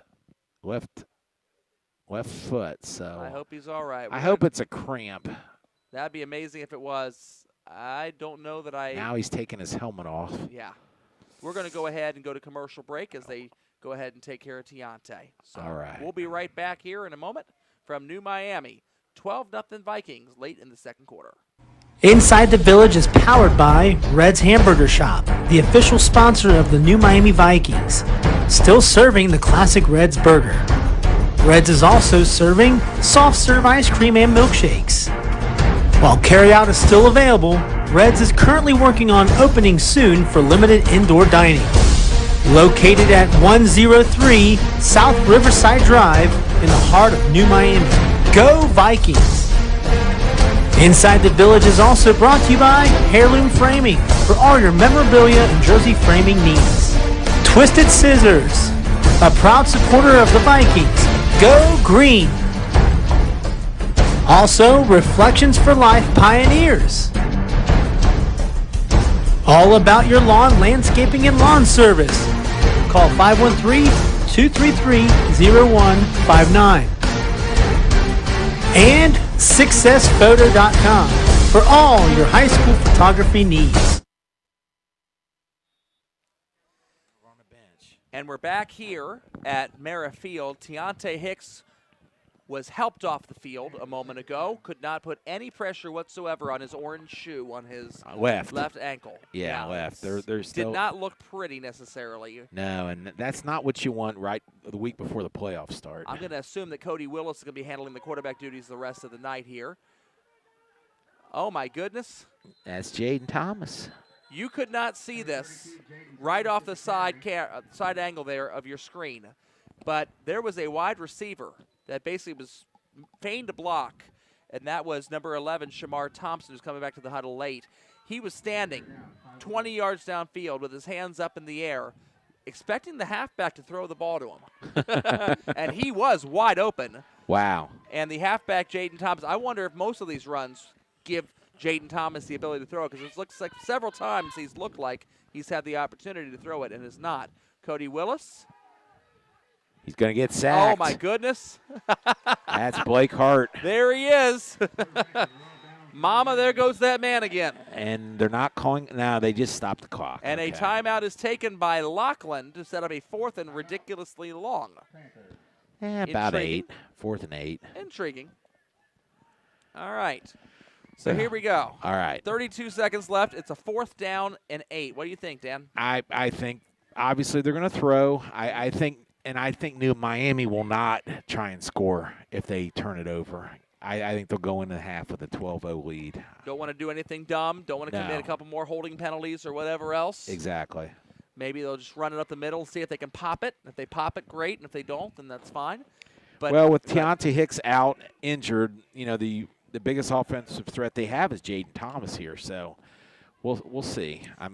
I am super interested as a neutral observer to see what Cody Willis can do. He was 5 for 6 only through the air throwing the football coming into this game. Oh, I know. He's a sophomore, but we've seen he's got a bit of a cannon attached. He can fire it, that's for sure. And I don't know if the accuracy would get better as the game goes on, the nerves get shot, if he's going to be playing the rest of the game today. But in Division 7, having a quarterback that capable coming off of your bench probably is a nice luxury for Coach Ellis to have. Interesting, New Miami's kind of got beefy guys in there. Blake Hart's on the sideline, so let's see if this is some kind of a pass rush specialist. 4th here. and 8 here, and Cody Willis is looking to throw. He's going And deep. he's got some angles, and there is definitely a flag going to be thrown here. And the back judge definitely did, and that's the right call. I can He only pointed see the other way, though. He pointed offensive toward interference. Lockland. No, it's And against he just pointed the wrong way. New Miami. Yeah, that is against New Miami. That is a 15-yard penalty, not a spot foul. Nope. So with 27 seconds left to go, the aerial threat of Cody Willis, even though it's not a complete pass, is going to give Lockland the opportunity to have a first down at the 20-yard line. The clock remains stopped at 27 seconds left. Lockland has 1 timeout remaining. And Willis has 4 wide receivers, 2 on What'd you either talk about, side. Willis? What you talk about, Willis? He's looking for the slant. Oh, good effort. A little overthrown towards Shamar Thompson. Thompson still nearly coming up with the catch. That would have been very tricky. You got to get all 10 yards there on that play, though, if you want to stop the clock. That's true. And not have to burn your last time out. They're down to 22 seconds as Dan is getting better at looking at the computer screen for the time. Cody, the adrenaline is pumping. He's throwing them high. He's doing his Boomer Esiason imitation. He's got a bit here. of a Cam Newton thing going on. They're pre-Patriots. Pre-Patriots. Okay, Panther Cam. Panther Cam. That's right. All right. That's right. Well, that's accurate because these are the Panthers. It's here. accurate because he's inaccurate. That's right. Cody Willis, Nice. caught by Shamar Thompson. That's going to be short of the first down, and And- Lockland's going to need to take their last time out, and they will. 14 seconds remain here as we'll take that last time out off the board. We need to investigate if Lockland can kick field goals. That's the next thing we're going to find out. We may get a little learn. Susan's got an opinion on this. Susan is the New Miami clock keeper. And actually, I'm pretty sure Susan has an opinion about everything. She's laughing at me with her thumb up and her mask pulling over her mouth before she talks. Which Joel Sackenheim and Dan Vogt here in the press box.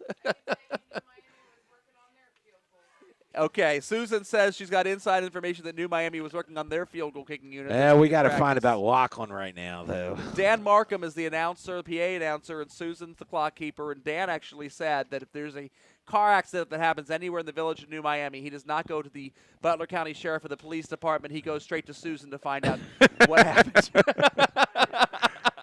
The force of New Miami, Susan. Susan.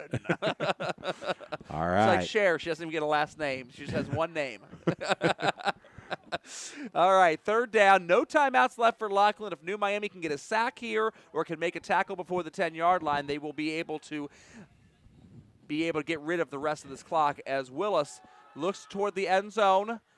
And he's got a man. Oh. And it's almost pulled in there by the wide receiver who wanted a bit of a push-off and is pleading with the referee, please, sir, can you throw one more flag this half? We have not seen enough. Tyler Willis, his brother, I'm guessing his brother, was out there in the corner of the end zone, and that was actually a really nice throw from Cody Willis. Yeah, that was Jordan Robinette out there on the coverage, and it was good defense. Yeah. Let's see if they're going to try a field goal here. I would imagine they're going to throw one more ball at the end, so with 9 seconds left, you got one more shot here. And if you get the first down, you can spike it because the clock will pause for the first down. Ooh, you're really asking a lot to do 2 plays in 9 seconds. Well, again, if you get the first down, the clock will pause. That's right, You I can know. spike it. So you really need about 6 seconds on this play. if you don't Fans get are to the end zone. chanting defense. Cody Here we go. Willis. High snap. Looking. Still looking. Now he's not going to have time to do anything other than this. Toward the end zone. He caught the it. Last play We of have the a half. touchdown. Touchdown, Lockland. Jarrell Holmes. Wow. 1 second left on the Wow. clock. What a huge, huge play for Lockland. 15-yard touchdown pass from Willis to Holmes. And now we will get to see that kicking game you mentioned there, Dan, for Okay. the Lockland Panthers. I'm telling you, you lose the athletic ability of Deontay Hicks, but I kind of have a feeling that this is going to be in Lockland's advantage having Cody Willis out there. You got an arm that can do something. through the Yeah, passing well, game. he showed me a lot there. I mean, he made the most of that play. New Miami's defensive line has really snuffed out the running game, and we have the second time out of the half taken by the Vikings as the plot continues to thicken here in the village. This is not what we thought this was going to be here a bit ago. 1 second remaining. Yeah, you lose your starting quarterback, and the backup marches him down the field. That's pretty impressive. The backup's got a better arm.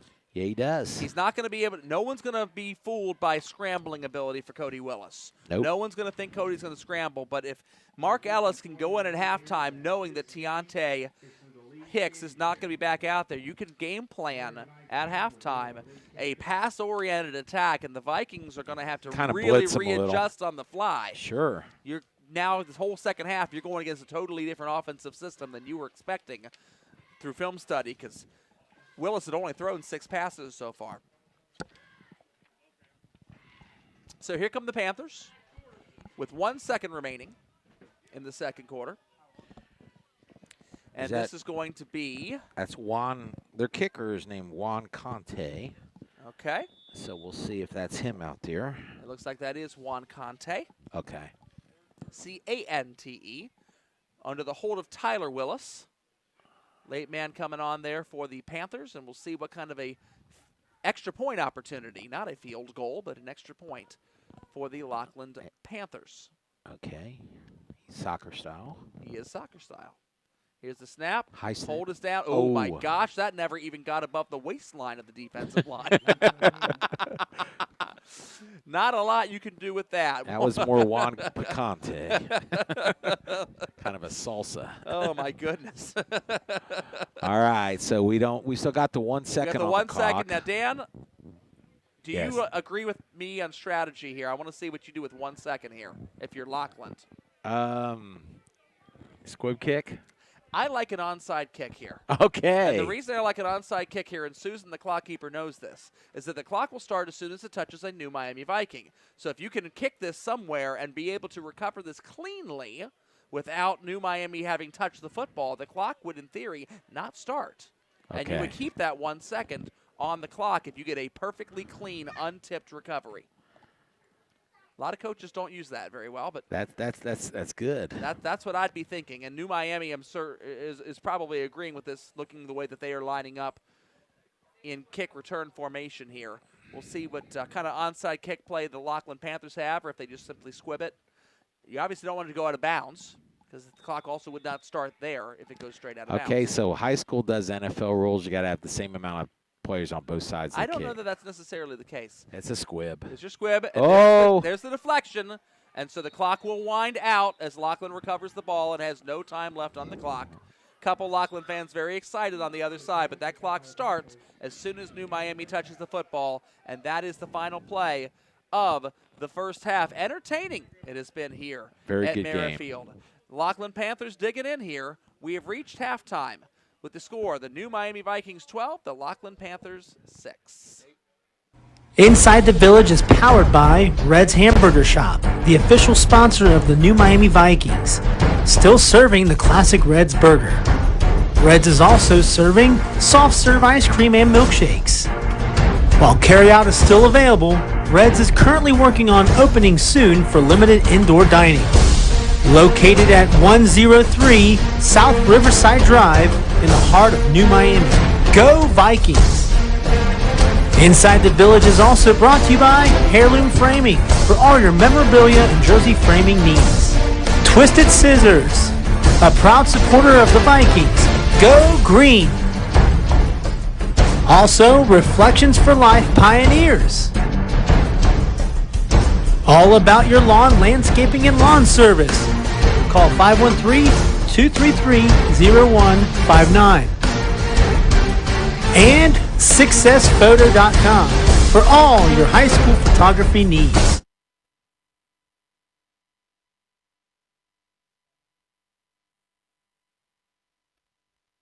Hey, this is Joey Vogt for The Report. One thing we strive to do here at The Report is recognize the local high school student athletes and their accomplishments to the best of our abilities, which is the reason why we partnered up with Performance Toyota and Rick's Tavern to crown a Performer of the Week.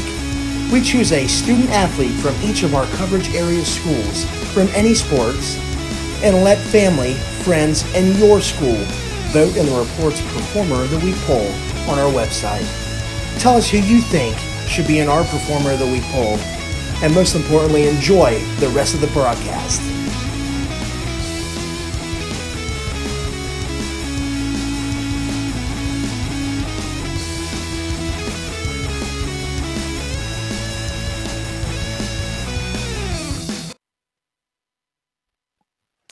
All right, we're back here at Merrifield. It is halftime with a 12-6 New Miami lead over Lockland. How's it happen, Dan? Well, I think it's more like how's it not happened? Okay, how's it not happen, Dan? Well, the officials are just throwing flags like they love to do that. They're like giving out Halloween candy. Flags. Trick or treat, flag. Trick or treat, flag. I mean, it's just been choppy. I mean, I'll give New Miami credit. They're establishing the running game. They're running Robinette up the middle. Robinette's had a great game. It was definitely a different team when Cody Willis came in for Lockland. Cody does have the better arm. Cody, has shown in his limited time this year 5 out of 6, 83% completion rate. And Cody threw a couple high balls here early, but then he calmed down, made a beautiful touchdown pass right before the end of the half. That was a huge play for Lockland. Absolutely. Keeps them very much alive in this game, and New Miami cannot rest on their laurels. No. They're going to need to fight and earn this one, scratch and claw all the way through the second half. All right, Division 7 playoff bracket. Let's look a little deeper and a little closer at this here, Dan. Okay, very good. All right, so New Miami, I had written in an article for Chris Vogt a couple weeks ago that New Miami was probably going to be the most difficult team in this region to seed, given that they were 3-0. Okay. Given that they hadn't really been tested all that hard by their schedule, given that they had been the #1 seed last year in this bracket, but given that they had been blown out by New Bremen in the playoff game last year and blown out by Fort Loramie the year before. So it's like, where do you put them? Right. I thought they could have finished anywhere as high as 3rd and anywhere as low as 12th, and they do end up settling in right in the middle there on the 8 line. And that's an undefeated New Miami team. It's an undefeated New Miami team, 3-0. They are playing the Fayetteville Perry Rockets in 2 weeks here at Merrifield in the 8-9 game. Fayetteville Perry is 4-1. Okay. They have not played a very challenging schedule, if you look at it. Sure. The Fayetteville Perry Rockets, let's see here, have beaten Manchester, who is the 21 and final seed in this bracket, 55-6. They then beat Division 5 Williamsburg, who was opted out of the postseason, 27-0. They beat the East Clinton Astros, who are typically pretty bad. The Astros. 27-6. Did they cheat last year? They did not cheat last year. Okay, no. sorry. I'm telling you how disappointed I were at the Minnesota Twins getting swept. I got to talk to you about the Twins in a minute. Go ahead. They beat the Claremont Northeastern Rockets, the Battle of the Rockets, 29-21. That's a 1-4 team, Claremont Northeastern. And they finally played one of the big dogs last week, Blanchester, who was 4-1, and the Blanchester Wildcats won that game 50-14. Okay. So the Fayetteville is 4-1. They are not very strongly tested. The odd thing about this bracket, and where this is not going to help out the New Miami Vikings at all, is that they beat Fayetteville Perry here at Merrifield. Right. They're going to have a very long road trip on October the 23rd. Marion local? They're going to have to drive all the way up to Maria Stein. They're not going to go to Cedarville? Well, unless Cedarville can pull off the upset. The Marion local Flyers have been to the state finals the last 9 consecutive years. Wow. So New Miami is actually going to get a really good look. These boys, Trey Robinette and the seniors, Dylan Spivey, they're going to end up getting a little look at Division 7 football royalty 3 years in a row. They lost to Fort Loramie, right, who's the #2 seed in this year's bracket. They lost last year to New Bremen, who is the #3 3 seed in this year's bracket. And now they're going to get to see what Marion local looks like, who has been better than Fort Loramie or New Bremen, potentially in the second round of the playoffs. Get your chin straps on, boys. Well, that will not be an easy trip. The New Miami coach is going to have film, and he's going to say, "This is what you need to be, guys." And he's going to show them these three games. I mean, that is a powerhouse program, and New Miami has.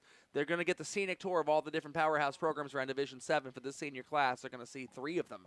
New Bremen is the team that is oddly seeded, but I appreciate it, actually. Yes. New Bremen is actually currently 11th in the Harbin ratings, but they are 3rd by coach's vote. And New Bremen has 2 losses, but the losses are to Marion local, 21-13, and then they lost to Coldwater. There's never a shame in losing to the Coldwater Cavaliers. Oh, I know. I saw Baden get beat by Coldwater. They got beat 41-0 several years ago. Coldwater is a really good football program. So New Bremen is the 3 seed, gets a lot of respect from the coaches who looked at the Harbin ratings and say, I think they're better than that. Yes. And good for them.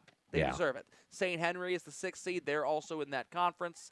Don't know much about Tri-Village and Riverside, but New Miami wouldn't have to see either one of those schools until they would get past Marion Local in the stunner upset in the second round, their second game. Lockland Panthers, they've got Manchester, who was almost a unanimous choice for the bottom seed from the coach's vote. Hey, Manchester's going to run the table here. We'll see if that ends up happening or not. But Manchester, I believe they're the Greyhounds. They are the Manchester Greyhounds. Only you know that, Joel. They are 0-1 this year. 0-1. Wow. They lost to Fayetteville 55-6 the first game of the year. Then they played two club teams, Middletown Christian and the Georgetown Titans. Neither of those count as official OHSAA games. Oh, I see. That's why then they had an open date. They're playing They're supposed to play Federal Hawking tonight. That game got canceled. Wow. So Manchester has not played since opening day. So they're going to get Lockland. They're healthy. They're healthy. They will absolutely be healthy. All right. Division 5, we were talking about Monroe leading Madison. Madison Mohawks got the 10 seed. They're going to have Finneytown, the 23. That shouldn't be that challenging of a game for them. If they win that, they'll get to play potentially, I guess it would not be potentially. If they win that, they would play Springfield Shawnee. And Springfield Shawnee is currently 6th right now in the Harbin rating for the Braves. Madison, it's been a building year for Jesse Hubbard. Sure. So we'll see what ends up happening there. The opponent that Madison is playing right now are the Monroe Hornets. And Division 3, this is a bracket that is going to be very interesting to us, Absolutely. being Maiden alums. The Monroe Hornets are going to be the 21 seed, so they will start on the road, and that is a decently length road trip that they will have to drive up to Elida and play them. Where is Elida at, Joel? Elida is to the north in the Western Buckeye League. That is kind of Okay. in the Wapakoneta area, so it's going to be about a 2-hour drive or so for the Monroe Hornets. Elida was 0-10 last year. Okay. But Elida is better than that this year. The Elida Bulldogs are currently 3-2, and they were the first place team in their conference in this region for the playoff points race. St. Mary's Memorial just ever so slightly edged them after their win last week over Lima Shawnee in a 10-7 ball game. Very low-scoring games being played in the Western Buckeye League. That might play into Monroe's hands. If Monroe can get past Elida, looky who they would get in the second round. There you go, the Ross Rams. That would not be nearly as long of a road trip for the Monroe Hornets. No, if but they can get past there. This bracket is pretty fascinating. It is, You look, isn't it? you got Baden in there, So you got much in there. Alter, and then you got Trotwood Madison, who defeated the Rams last year. Yes. I went to that game. Trotwood Madison is the defending state champions. Yes. But they were only 2-0, had only played 2 games. Dayton Public Schools did not allow them to play the first 3 weeks of the season due to COVID concerns. They were late getting into the game. Trotwood Madison got a lot of respect Yes, they in did. being voted the number 3 seed. Alter got a tremendous disrespect in being the 6th seed. Yes. Dayton Dunbar. You want to talk about some shenanigans, and we're going to have the Harbin points coming back next year Thank because God. obviously certain coaches cannot be trusted to be able to properly vote. The Dunbar Wolverines coach, and they have been in a few different scandals with ineligible players over the years coming out of Dayton Public Schools, decided on their ballot to vote the 3-2 Kettering Alter Knights as 26th. Whoa. Last place. Wow. Ponitz Tech, who was at the 26th line, was voted in the top 5 by Dunbar, and by Dunbar alone. That coach had absolutely no interest in doing anything fair or just or right in the seeding process. And if you look at the teams involved in this bracket, in order for Dunbar to vote Kettering Alter as the worst team in this bracket, they would have had to have voted Alter as worse than Dayton Carroll, and Alter beat them 48-0 earlier this year. They would have had to vote Alter worse than Bishop Fenwick, who Alter beat 49-13 earlier this year. So that is just a pure spite vote on the part of Dunbar. Well, but go ahead, Dan. but look at the bracket there down at the bottom. Dunbar gets to play Alter if they can get by Aiken, Yes. which they should. So if Dunbar can beat the Aiken Falcons. I think Alter might win this game 85-7. Well, the votes were made public. And so Okay. if Alter sees, and by the way, Kettering Alter, their seeding was negatively affected Picture a straight A student that gets A's, A's, A's on every test and then gets a 0 on a test, and how much that 1-0 really negatively affects your grade. That's right. If the Dunbar Wolverines would have voted Alter anywhere in the top 6 or 7, which Right. is very reasonable, then Alter would have been the number 4 seed in this bracket. But instead, Dunbar's spite vote drops Alter all the way down to 6. And now Dunbar, you wanted to go ahead and hurt Alter. Guess what? You put them directly in your own path. And Alter's going to hurt you back. and look at this. Alter gets to play Trotwood Madison. That's assuming. If no upsets happen. Right. That's correct. So then they could beat the state champion, Trotwood Madison. Baden, at least, is not going to have to deal with both Trotwood Madison and Alter. They would only have to deal with one. And now the Baden's two. beat Alter this year, and heck, Baden would like to rematch against Trotwood, I would think. I would think you might. Yeah. Looking real quickly at Division 2. Sure. We've got the Edgewood Cougars, are the number 8 seed. They've got Columbus West, who has not won a game in a number of years. So the Cowboys are not going to be much of a threat to the Edgewood Cougars, and they will get a second game at Kumler Field if they can beat the Columbus West Cowboys.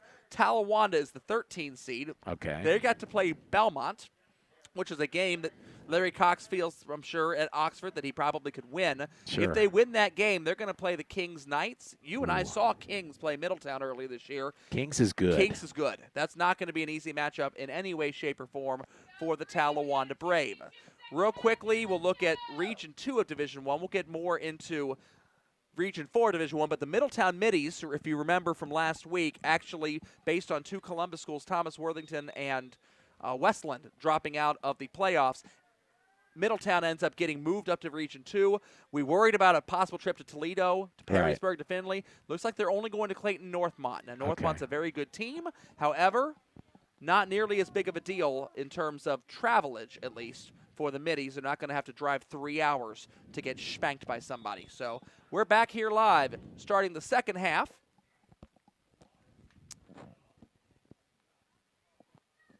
And we got to add these timeouts back in. There you go. How about that?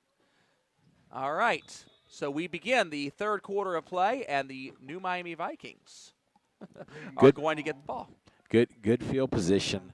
So I'm seeing a trend here. I'm seeing a trend that Lockland can't kick the ball very far in general. There's a limitation there to the kicking ability. Yes. They need to call up Bill Belichick and find out if there's something wrong with the PSI of the footballs that would help them to get a little more air under some of these kicked attempts. So it's going to be a first down and 10 for the New Miami Vikings at their own 36-yard line, maybe 37-yard line. They're getting close to midfield already with some decent field position. Robinette leads them out into the huddle. And we'll see what the New Miami Vikings do for a halftime adjustment. I think a lot of quarterback and runs up the middle actually were their strongest play offensively in that first half. Handoff to Spivey. Blunt force. Give me about 2 yards. Yeah, he just plugged him. What do you think, Dan? What should New Miami be looking at here for this drive? I think they should just run the ball up the middle. It's as boring as that sounds. That seems to be where they're getting their strength this game. It's definitely been the weakest part of Lockland's defense. I mean, nobody has been as effective as the refereeing crew at stopping the offenses in this game, but they've been close. Blitz up the middle. This time, not a lot of room for Spivey. Well, spins around to salvage whatever little bit he can, and it's going to be a third down and about 9. Okay, the ball came out late there, but it was not a fumble. Let's see. New Miami's going to have a third and 9, ticking down below 11 minutes left to go in the third quarter here at Merrifield. And this is certainly not the first 2 plays that the Vikings would have hoped they would have been able to get. I don't see Deontay Hicks on the field for Lockland, the quarterback who was injured. I don't think he's I know coming he plays back. corner, so I do not think he's coming back. I think he we're was looking in a at lot Cody of pain. Willis the rest of the game, and that for Lockland may not be a horrible thing. All right. 3 wide receivers, 2 running backs, Spivey and Howard back there alongside of Robinette. He's rolling left. He's looking got a block left. for Howard. He's got a block from Spivey. He's rolling across his body. He's got absolutely nothing. And Oh, a my flag goodness. as he tumbles Be careful, gentlemen. Be careful. Real cheap shot. You could not Unfortunate. see that with the scoreboard overlay the way that it was. But Trey Robinette actually ended up doing a flip over top of the chain link fence and landing on his feet on the other side. Scary moments there. I'll tell you, if I'm the ref there, I consider ejecting that player. Wow. That's how I feel. Well, the about hard it. thing, yeah, I mean, he was definitely being chased down. He was definitely out of bounds. I mean, granted, the chain link fence is probably, what would you say, 15 feet from the sideline. It's not very far. Not very far. Not very far.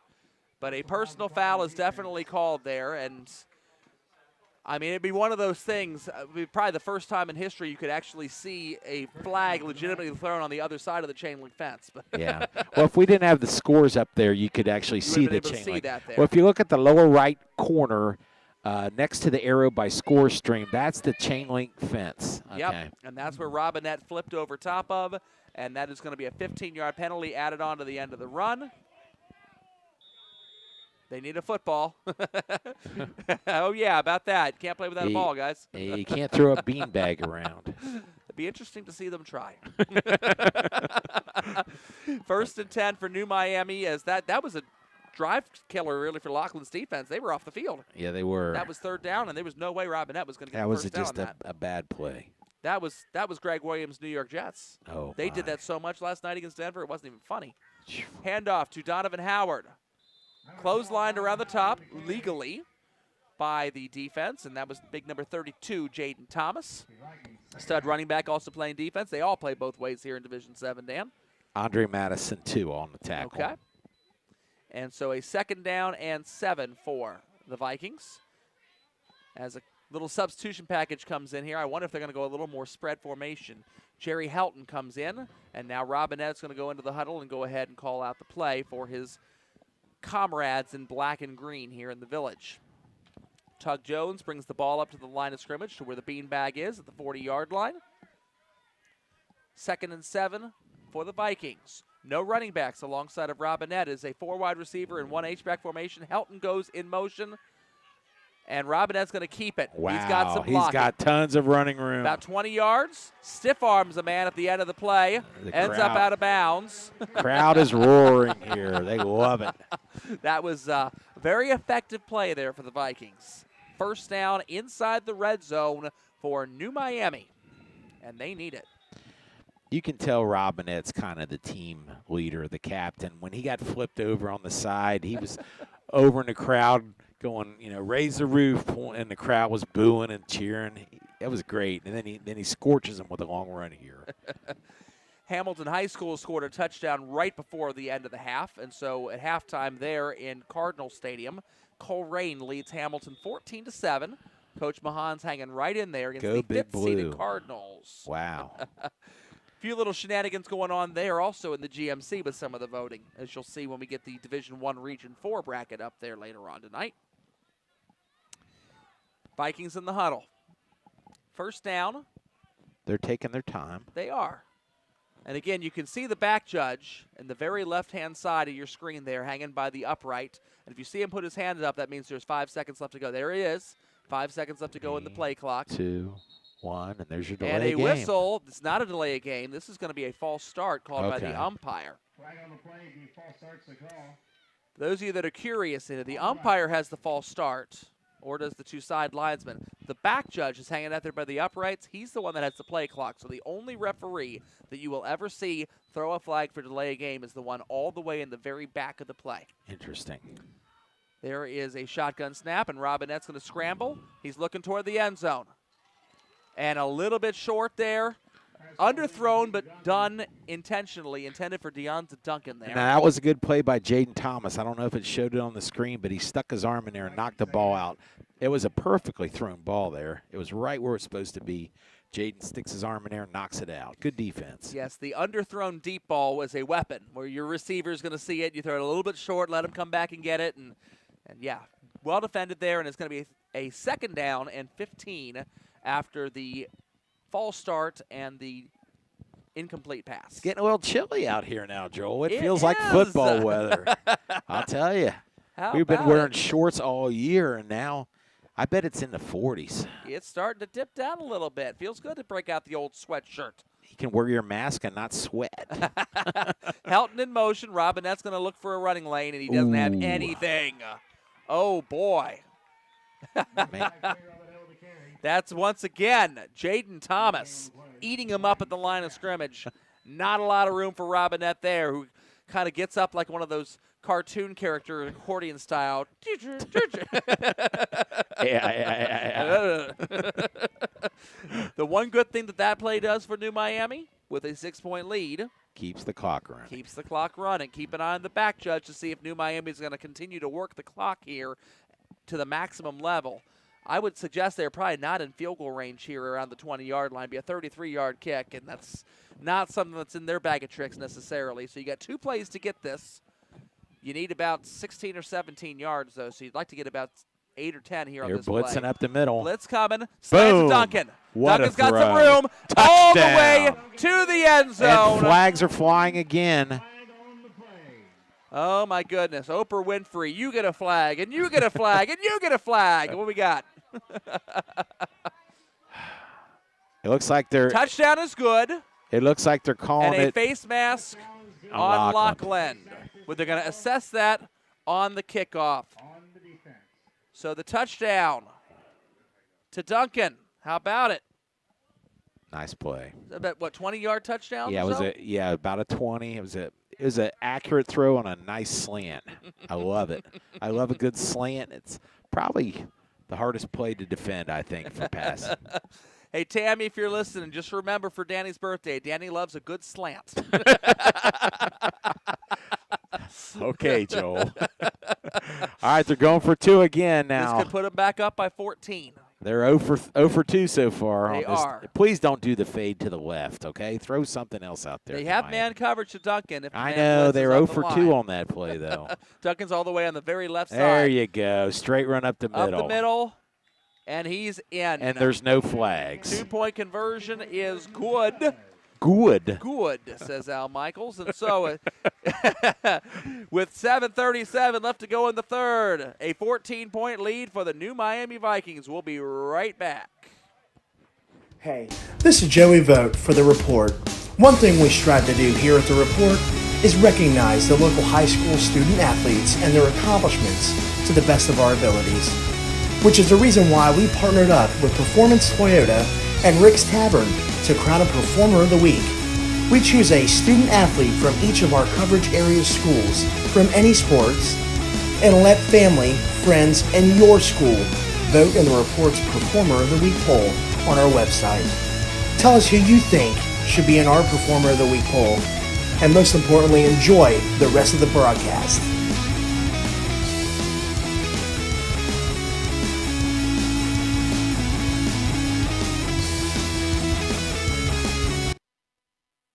And we're back at Merrifield here.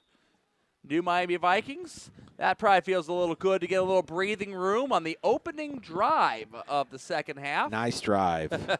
And Lockland helped him with the silly penalty. Oh, my goodness. Jarrell Holmes is going to return this for the Panthers. And, yes, Lockland had the Vikings off the field. They had them. It was going to be a 6-point game. They were going to be getting a punt. They had him off the field, and the lack of discipline at the sideline around the chain link fence cost them 8 points and a lot of time. Coach has just got to be beside himself when he sees a team do that. Oh, my goodness. Just a silly penalty. More than silly, it was a stupid penalty. You can't afford that. No. Looks like over at Madison High School, the Monroe Hornets have taken a 21-0 lead over Madison. So that's maybe a bit of a surprising score there. I'm not sure, but good for the Hornets, bad for the Mohawks and for Coach Hubbard. Nice a run run. up the middle for number 2, Jarrell Holmes. And Holmes is tackled there by Jordan Robinette. It's going to be a 2nd down and 3 for the Panthers. What do you do now if you're Lockland, Dan? Let me see if Hicks is in there first. Is Cody Willis in there? Cody Willis. It's going to be Okay. him the rest of the game. I'd bet anything. Okay, yeah, that was a bad injury. I say you let Cody fire the ball. Throw it to I formation, handoff of the middle. They're trying just to pick up the first down here, and they will have enough to be able to do that. That's Jaden Thomas. Absolutely. We've called his name a lot tonight, and you can see he kind of is the engine that makes Lockland's offense run, similar to how Trey Robinette makes the new Miami Vikings run. Ocean Canyon subbing in now for Preston O'Neill for the Vikings, exchanging defensive linemen for this new series of downs. 1st and 10, right about at midfield. Toss sweep, Jaden Thomas. Very patient. Nice. Howard traps him. And the wrap-up finally happens with Josh Woods. Howard was able to trap him, and they bounced off. Susan's a little frustrated by that one. Jaden is a very deliberate runner, wouldn't you is. say? I mean, patient. I wish he could just turn on the jets a little more, but he really had nowhere to run and show his jets. GCL score won't be of interest to any of our viewing audience, but to Dan and me it is. Carroll Patriots at halftime lead Fenwick 21-7. They've scored. Wow, that's fantastic. They've gone 12 quarters without scoring, and now they got 3 touchdowns in the first half of that game against Fenwick.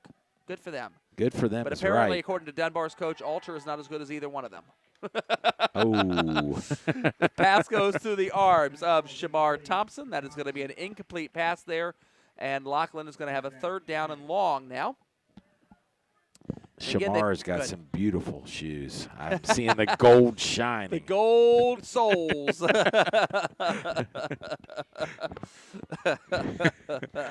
I am the uniform police, as Neil Sackenheim called me. That's right. He's got the gold shoes, and he's got the one very tall pink sock for breast cancer.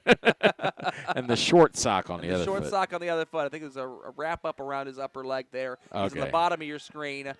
Oh, that's hit. a fumble? That should be an incomplete pass, and it Okay. is an incomplete pass. Okay. Donovan Howard was certainly hoping it would be a rule to fumble. He would have loved to have run that all the way back into the end zone, but there's no replay in high school football. The referees have to be correct in that, and they were looking for a deep throw there. New Miami defensive line was not going to give time for that throw. All right, so great defensive stand there by New Miami. They're imposing their will on them right now. 20-6. They're going to get the ball back. I'll tell you, this is rocky times for Lockland right now. The Panthers. Got a text message from D Italians out there listening saying there are some listeners and viewers that do care about GCL scores. Yes. Okay. St. Xavier Bombers will host Cleveland St. Ignatius Oh. tomorrow. So no St. Xavier score for you, Anthony DiGregorio. Eat your deep dish pizza now. That's a fake punt good for Shamar Thompson, and he has no room. He lost yardage on it. Wow, New Miami, great defense. That was a surprising call, but I guess they thought they have to do something here. I appreciate the poetry of D Italian shooting me a text message. He runs fake punts in Madden all the time. That's a staple in our friends group there, and that was a fake punt for you, Anthony, that got nowhere apparently, and New Miami is going to have great starting field position at the Lockland 45-yard line and the opportunity to really put their foot on the neck of the Panthers here. Well, that 7-yard run on the fake punt was probably about half the amount they would have got on a punt anyway. So that was a good risk. This is true. That was a good risk. Sorry, I didn't mean to sling the Lockland punter, but yeah, he's not had a good night. No, he hasn't. The entire kicking game for Lockland has not really had a very good night. No. All right, we got 2 receivers on the outside, a couple running backs. Trey Robinette rolling left. Boom, Deonce right on Duncan the numbers. Jukes a man, gets out of bounds. I'll tell you one thing I've noticed about Trey Robinette. They do not hesitate to roll the right-handed quarterback left. He squares his shoulders, and he fires that ball accurately. It's a really a beautiful thing, I'll tell you. It's interesting, isn't it? It really is. I haven't seen him roll right much at all. I mean, they got Duncan lining up on the left side. That's the receiver, the skill player. They really want to get the ball in his hands. Sure. Duncan strikes fear into a lot of hearts. He's a senior, 5'8", 165 pounds. Just makes you wonder if they put Duncan on the right and rolled him to the right. Gosh, it could be even better. You kind of wonder. You do. So here's a formation with an H-back and a halfback. Man jumps toward the neutral zone but does not jump off sides. The handoff is to Donovan Huge Howard. hole. And Blake Hart is blocking even more guys downfield. Wow. Howard bounces off a guy after we thought he was down and gets 5 more yards beyond the sticks. You're locked. 15-yard gain. Look at the body language on Lockland right now. They look like they're beaten. I'm telling you that they know they're getting dominated right now. They need to create a turnover or something. It's only a 2-score game. I know. For the Lockland Panthers, this is the opportunity right now where they need to be able to dig in. Absolutely. Because if New Miami goes up by 3 scores, It's can ball game. avalanche very quickly on the Panthers. All right. So let's see if Lockland can, make a play here. They are dejected right now. First down at the 20-yard line, and Robinette's going to keep it up the middle. This is the same basic play that they scored on twice earlier in this game. That's just great effort. And he gets about, 7 or 8 yards there? Yeah, It's hard to see at this angle just how much. Maybe dominating it's at the only line. 5, but still. It looked like 7. It's probably 6. We got that odd angle in this press box here. You can even see the angle in the camera here. I you're love this obviously not old gonna lie. press box. It's cinder block, and there's a lot of blind spots in it. It's interesting. Oh, my goodness. Yeah, there are times you got to look out the window to see what's going on. Yes, you do. Check the TV screen here in front of me, and as you guys are watching it through a viewfinder. Got Duncan to the left side. He's in the bottom of your screen. And Helton, I believe, is to the top. I think we're And going to that's have actually Jordan Robinette. Jordan, I don't think, has caught a pass much today. Spivey on a run here. And that is Spivey. There he right up the goes. middle. Trey Robinette handed the ball off. And that is a touchdown. Trey handed the ball off and immediately stuck his right arm in the air. He knew from the blocking that Spivey had a touchdown on that 15-yard touchdown run. I could see it in the way they had him lined up that Spivey was going to do well there. Boy. Big play. New for Dylan Miami is Spivey. looking really tough. I would not want to be. Who are they playing in the first round? Fayetteville Perry Rockets. Oh, I think Fayetteville Perry Rockets, if they see the film on this team, they're going to be shaking in their boots. I believe Fayetteville Perry plays in the Southern Buckeye Conference, which is out in the Williamsburg area, out east of Batavia. That's the area they'll be driving over from. Extra point attempt here for number 8, who's not even on our roster. And number 8 sails it down, but lo and behold, we have another. He got roughed. And that's Helton that's down there. It was the holder that got roughed. Oh, my goodness. Helton was the one rolling around on the ground, not number 8, the kicker. Personal right. foul, roughing the kicker. And I don't know why all the guys are running off the field. They need to stay on the field to retry this attempt. A 2-point conversion from the 1.5-yard line now. Yeah, you got to go for 2 here. It's nice that they're practicing their kicking game. They might need that in the playoffs. Yeah, it may happen. I mean, it's one of those things. If your kicking game isn't all that great anyway, right?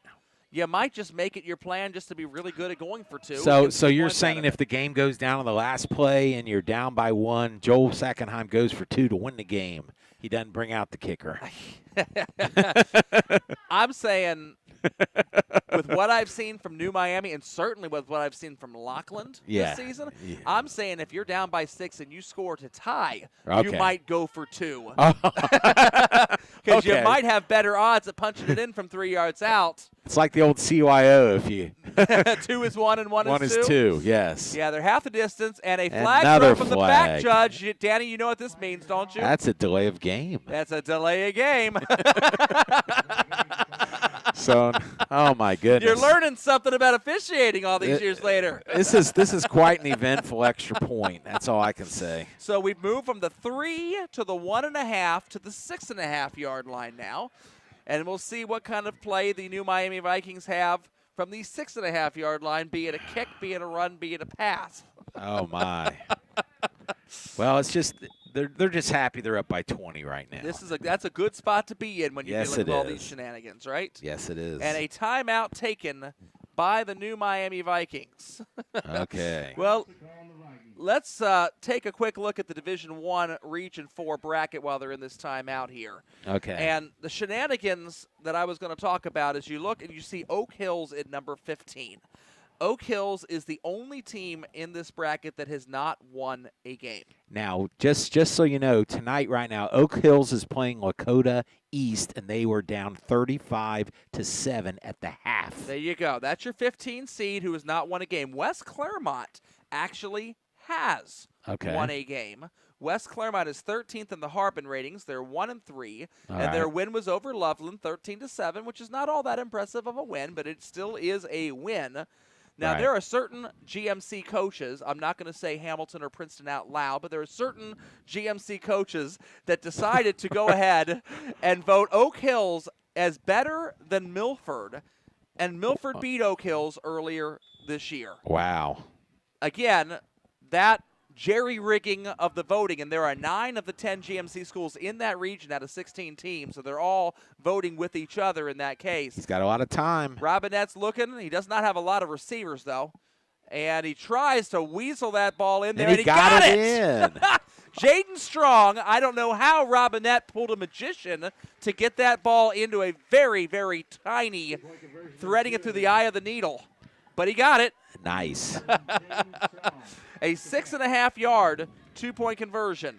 So we'll go to commercial. 4:14 left in the third. The Vikings opening up a 28-6 lead over Lockland. We thank you for listening to a live broadcast on the Butler County High School Sports Report's YouTube channel. We encourage you to check out our website at www.bchssreport.com for all your local prep sports results, stories, and student-athlete features. Enjoy the rest of the game.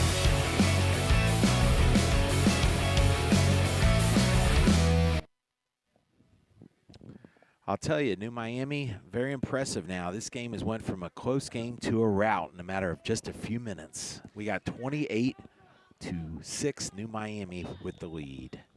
4:14 to go in the third quarter. I'm doing my radio announcing, even though it's right in front of you on the screen. All right, the ball kicked and rolls around, flubbed by number 4, John Brown, and fallen on by a different Lockland Panther, and that's where the Panthers will begin this drive. And now it's pedal to the metal for Lockland. You've got the throwing quarterback out there for the rest of the game. Now that your starter's gotten injured, you need to set him loose in the spread formation and see what he can do. Yeah, you do. And no holding penalties.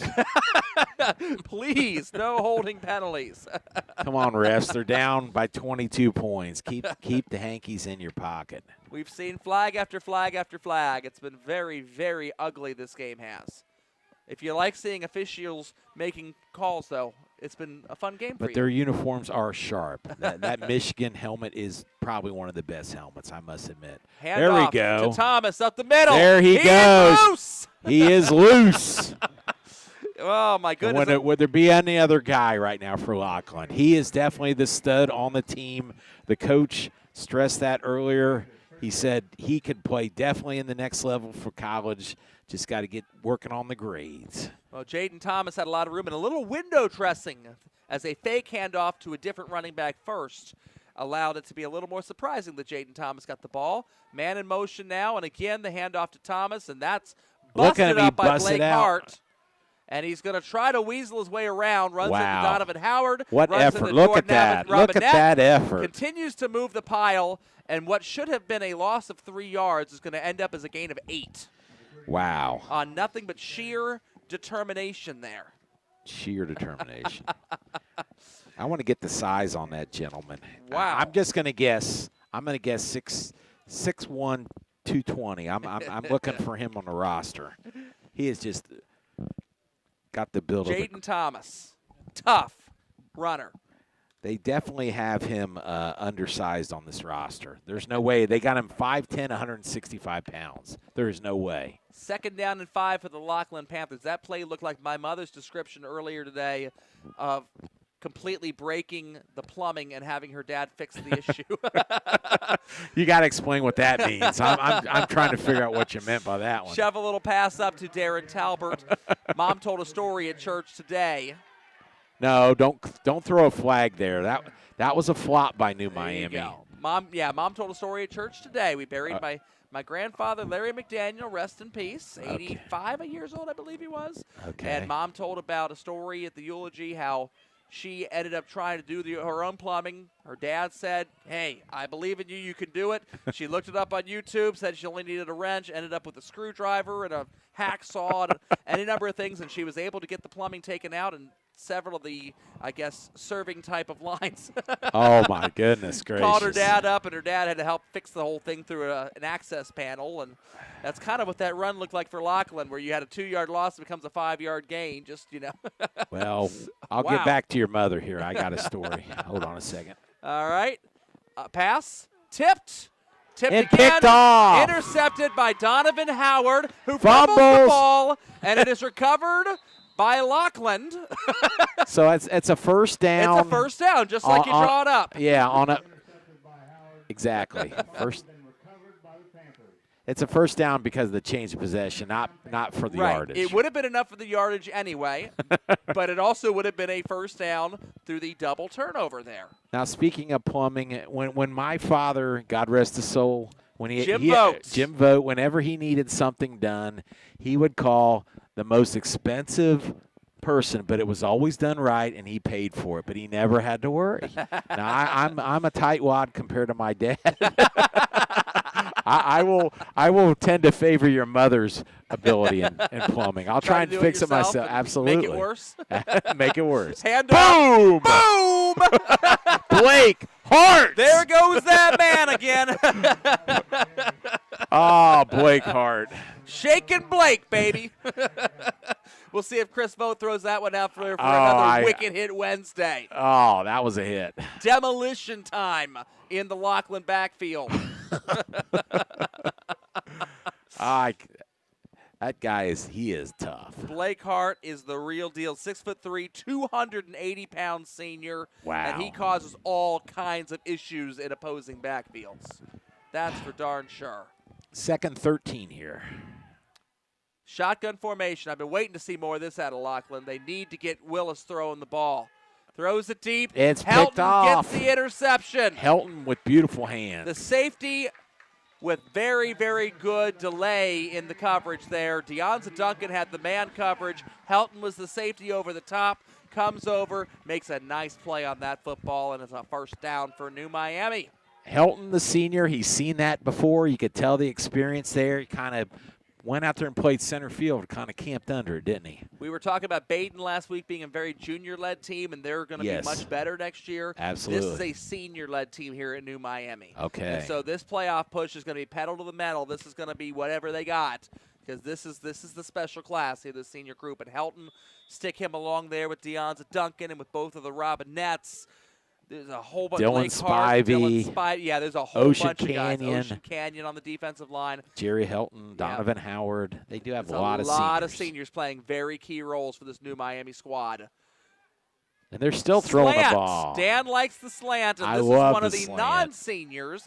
This is Emmerich Moffitt. That might have even been an RPO, where he could have faked the handoff and gone ahead, decide to go ahead and throw the slant pattern to Moffitt, the sophomore, on the right side of the formation. That will end the quarter if New Miami chooses to let it. Which they should. I have no idea why they would want to run a play right now. And they should start walking down toward the other end of the field as we're going to approach the end of quarter number 3 at Mara Field.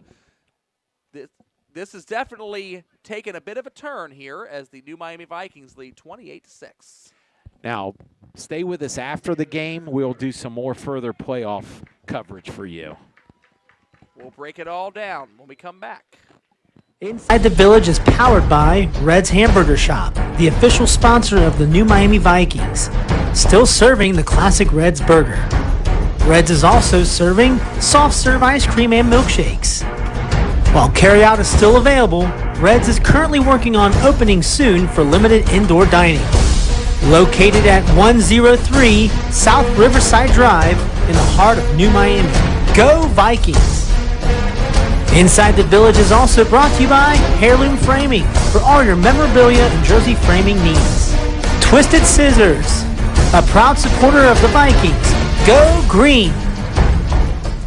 Also, Reflections for Life Pioneers. All about your lawn, landscaping, and lawn service. Call 513-233-0159. And SuccessPhoto.com for all your high school photography needs.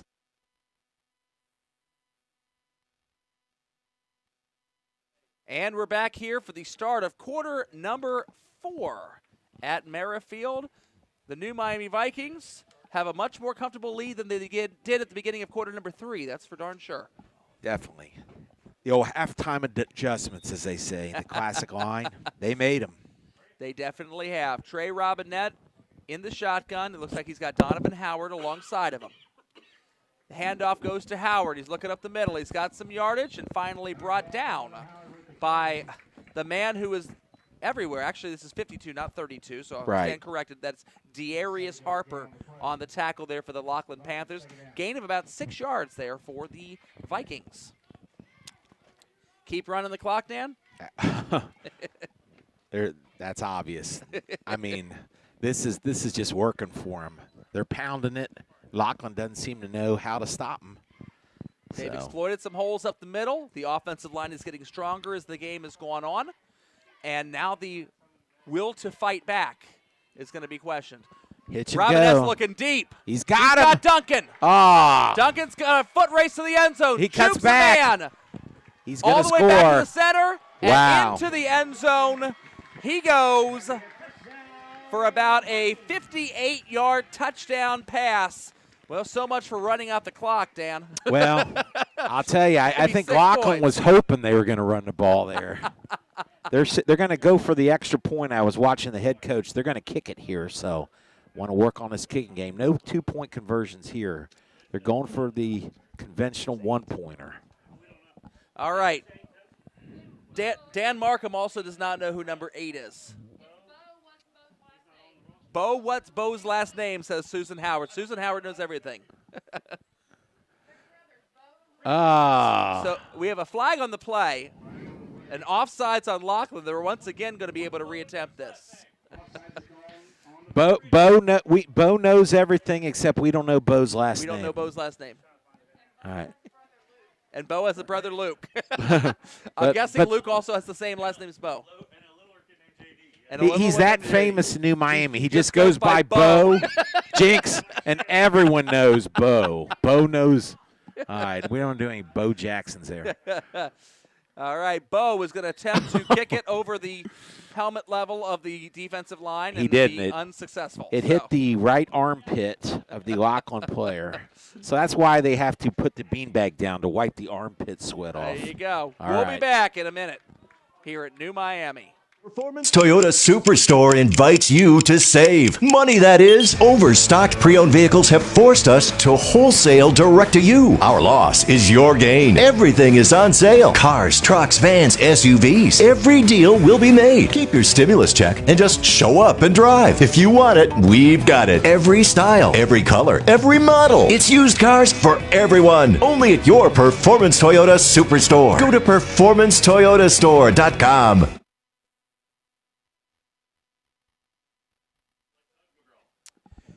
All right, the kicker there, number 8, is Bo McGraw. All right.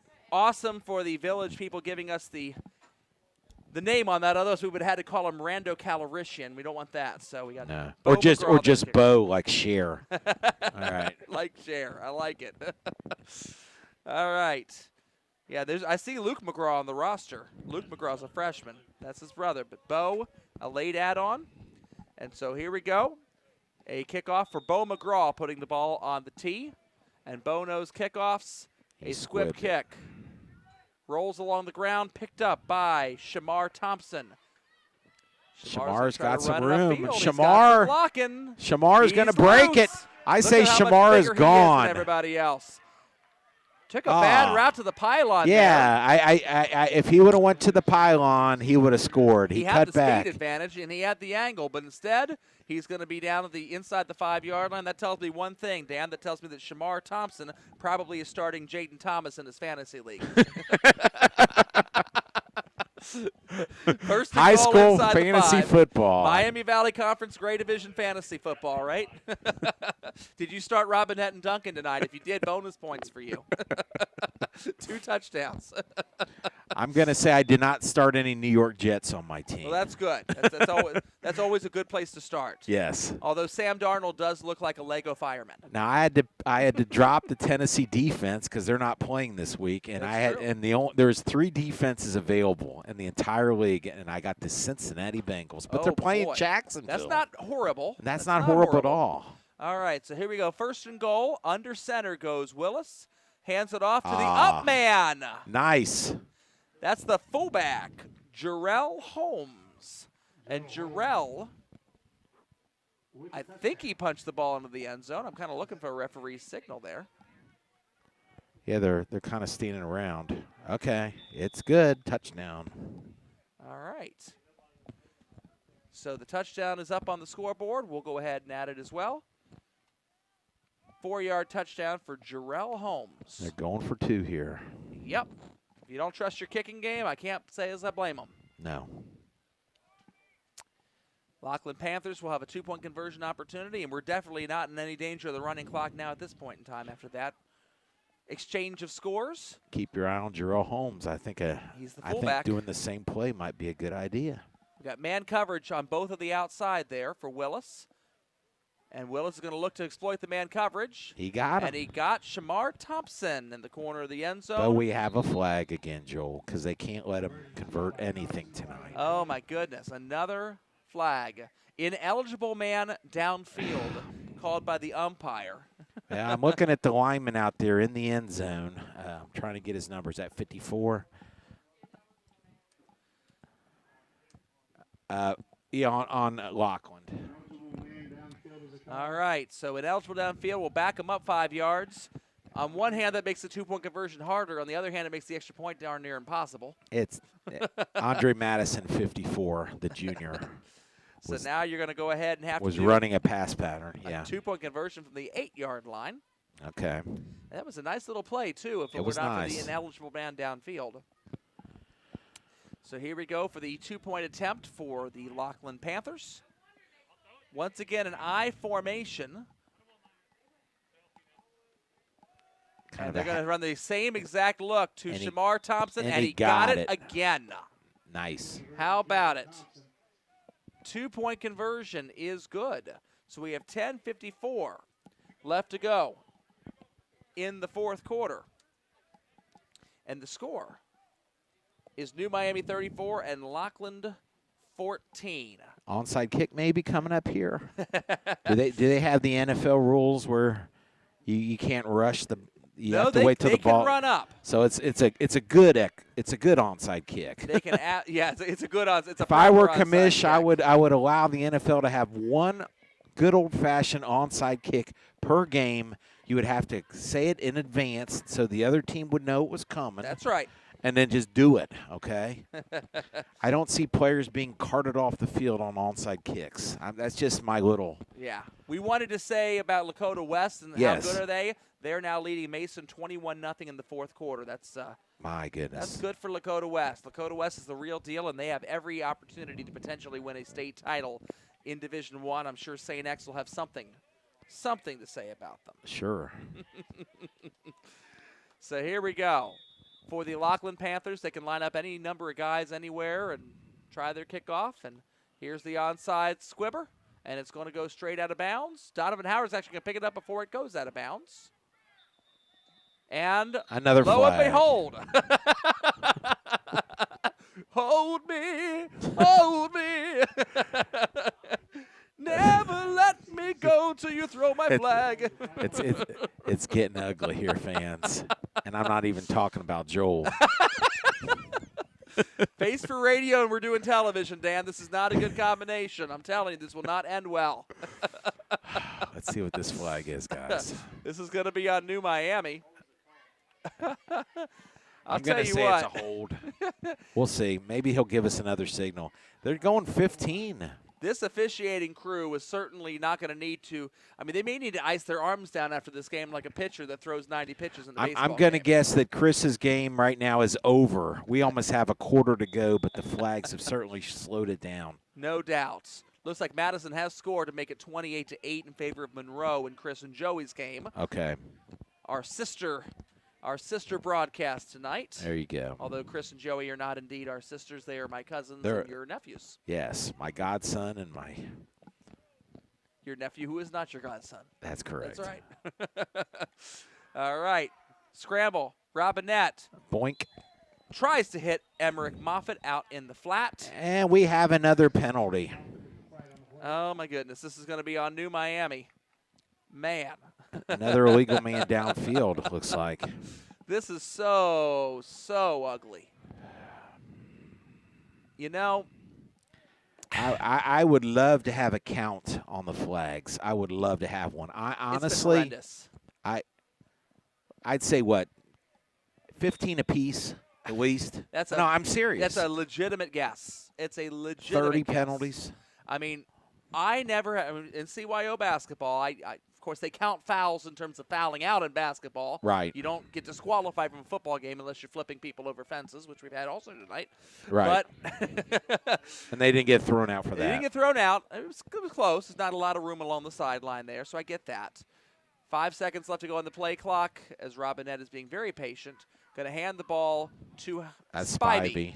Spivey lands on his head and might even have a little bit of grass in that helmet. I don't know, but it's going to be 2nd down and 10 for New Miami. But I never had a lot of, I guess as a player, as a basketball player, I had my dad as my ball coach. Right. So if there's anything that Coach Neal ever knew about coaching, it's how to teach defense. Oh, yes. I always felt like I was extremely well prepared defensively to take a basketball court plan for my dad. Offensively, he had no idea what he was doing as a coach. I had no idea what I was doing when I caught a ball. We had to learn that along the I know he liked to throw a lot of passes before they even attempted a shot. But it was very challenging to know what to, very predictable. But defensively, that man could coach defense. Sure. And so I knew as a player, as this is Robinette up the middle.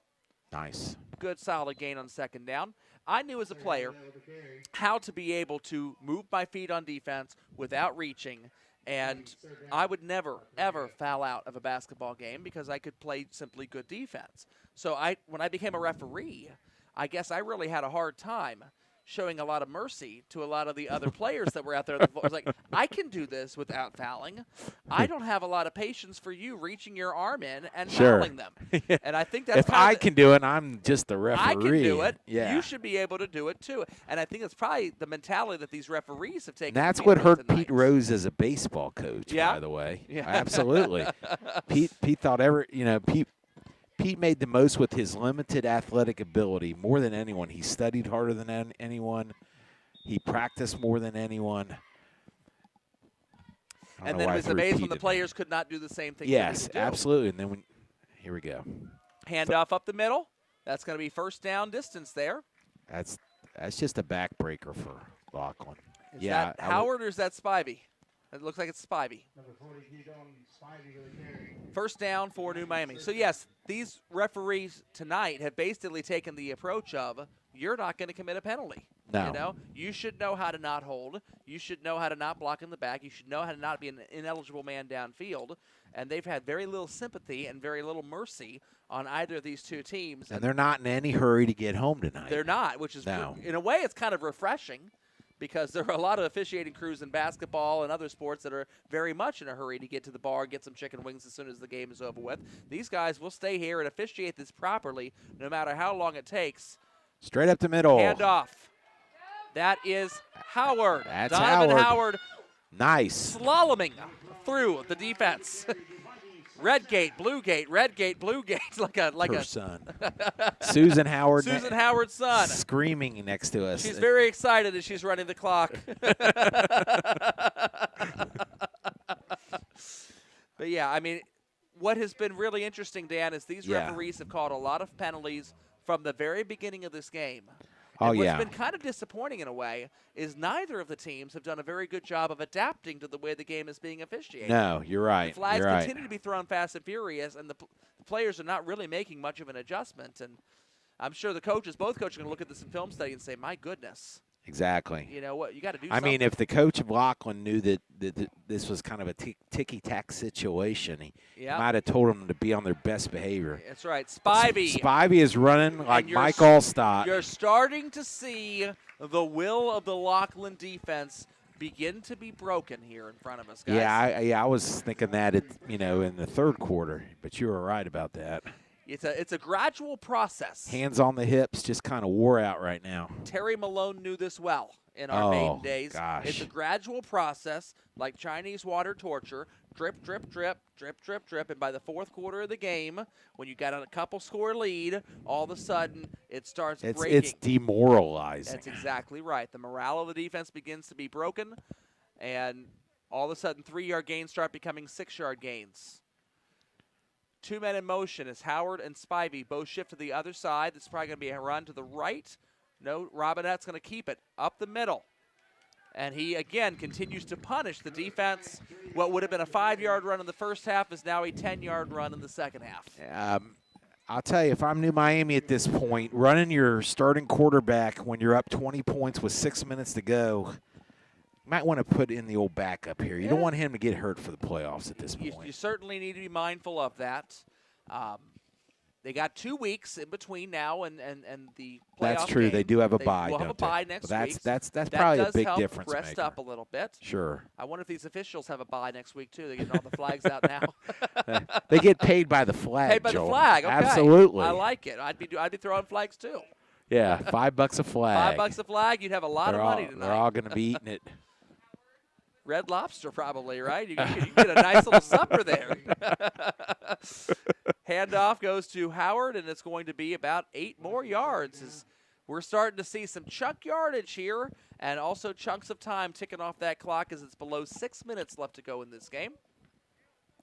Lockland does have 3 timeouts left, but if they don't have the morale to really fight and hold off on this drive, it's going to be all for naught. The Princeton Vikings 35-10 over the Fairfield Indians Princeton's in the the fourth 2 seed. quarter. They're Yes. the 2 seed. They in are Division playing I. like the old Princeton Vikings. Mancuso? Yes, coach? Moeller, Princeton. Those were the teams growing up that I, with Jerry Faust at Moeller before he went to Notre Dame and unfortunately failed. Robinette's going to keep it. Robinette's going to get past the first down marker. Clock will pause momentarily as they reset the chains. And will wind now. 1st and 10 once again for New Miami. This has been a wonderful drive, Dan. Oh, it's just been a backbreaker.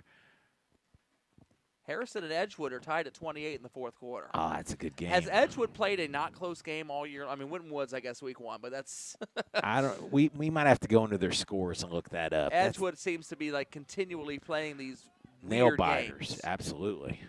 That SWAC has been wide open this year. Congratulations to the Ross Rams who have won the SWAC. Yes.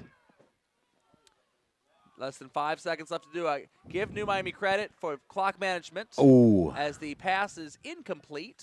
That is intended, it looks like, for number 11, Jaden Strong out there. New Miami not playing the Bill Belichick offense. They are not taking their foot off the gas at all, throwing the ball down the field. I personally would be just running the ball and letting that clock run. The clock has stopped now. I'm enjoying the score stream as it flipped over. It shows the McNicholas Rockets and Baden Rams next Saturday. And then Legacy Christian and Cincinnati Christian in I don't know what sport are playing something at Sunday at 12 midnight. I have no idea what those 2 schools are getting together for. The Cinderella Ball. Cincinnati Christian does not have a football team. I've never heard of Legacy Christian. They may be getting together for a Bible study Sunday at 12 midnight. I don't know. Robinette on the triple option pitches it to Donovan Howard. This is the play that they scored on but was called back earlier. No flag. No flag on this one. Duncan did not hold this time, and it's going to be a 1st and goal inside the 5-yard line. The clock has stopped as the ball was run out of bounds. You're also starting to see on October 9th at 7 p.m. some of those first-round playoff games, including Middletown at Clayton Northmont. Moeller at Hamilton Big Blue will be an interesting game for Coach Mahan. That's too bad that we can go see Moeller and Hamilton. Maybe a cool game to see. That would be maybe very Chris cool. will send us there after all. Who knows? That would be cool. You got Monroe and the Elida Bulldogs in case Chris wants to send us on a 2-hour road trip next year. I don't want to do that. Sorry, Chris. You don't want to drive 2 hours? No. Chris is the voice of Monroe this year. He should go to Elida, right? Absolutely. Chris and Joey, we just sent you to Elida next week, just so you know. But don't blame us. It's the coach's vote that did it. All right. Hand off to Donovan Howard, who has a fairly easy time of skating his way into the end zone. And a touchdown, New Miami. Donovan Howard puts the punctuation mark on this one and ices the top of the cake with a Hulk figure eating a shark, if it was my nephew. That's what he likes on his cake. The most intense 5-year-old birthday cake you've ever seen in your life. That's unbelievable. The Hulk being eaten by a shark. All right. Bo is wide to the Bo left. had the length. It was just wide left. So Bo, All right. 3:49 left to go. We'll be right back here after this quick message from our sponsor, Performance Toyota.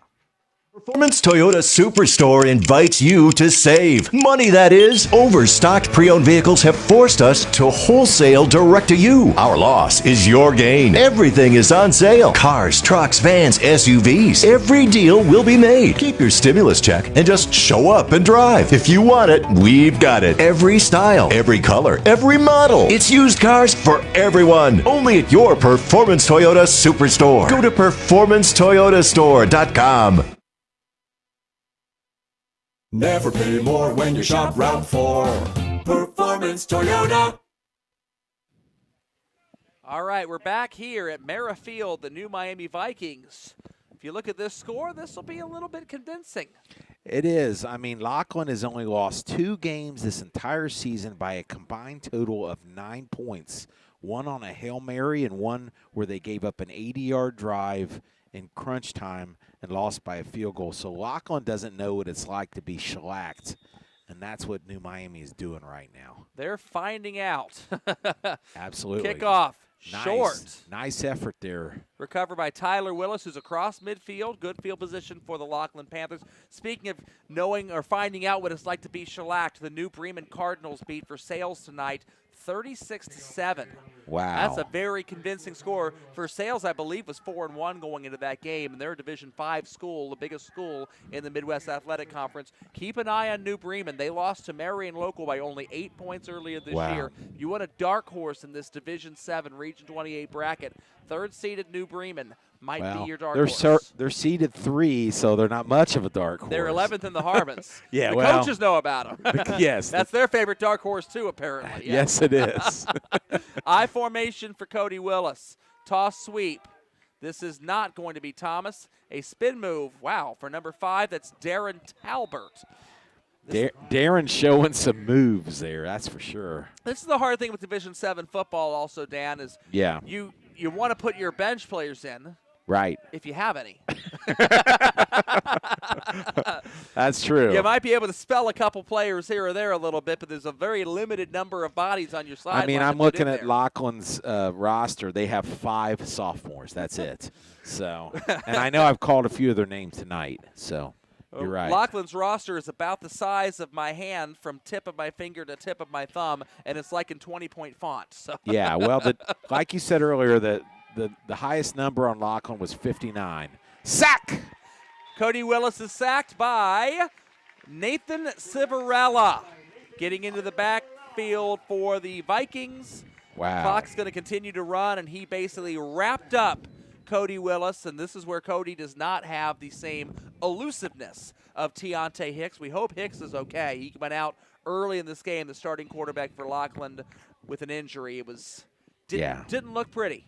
He was in a lot of pain, and he has not come back onto the field. Now, is since. Lockland have a bye next week? No, Lockland will be playing against number 21 Manchester, who was almost the unanimous pick for last place in this region. So okay, well. It's a good recouping game. Yes, it is. Manchester is 0-1 only this year, and they played their only game the first weekend of the season and have not played since.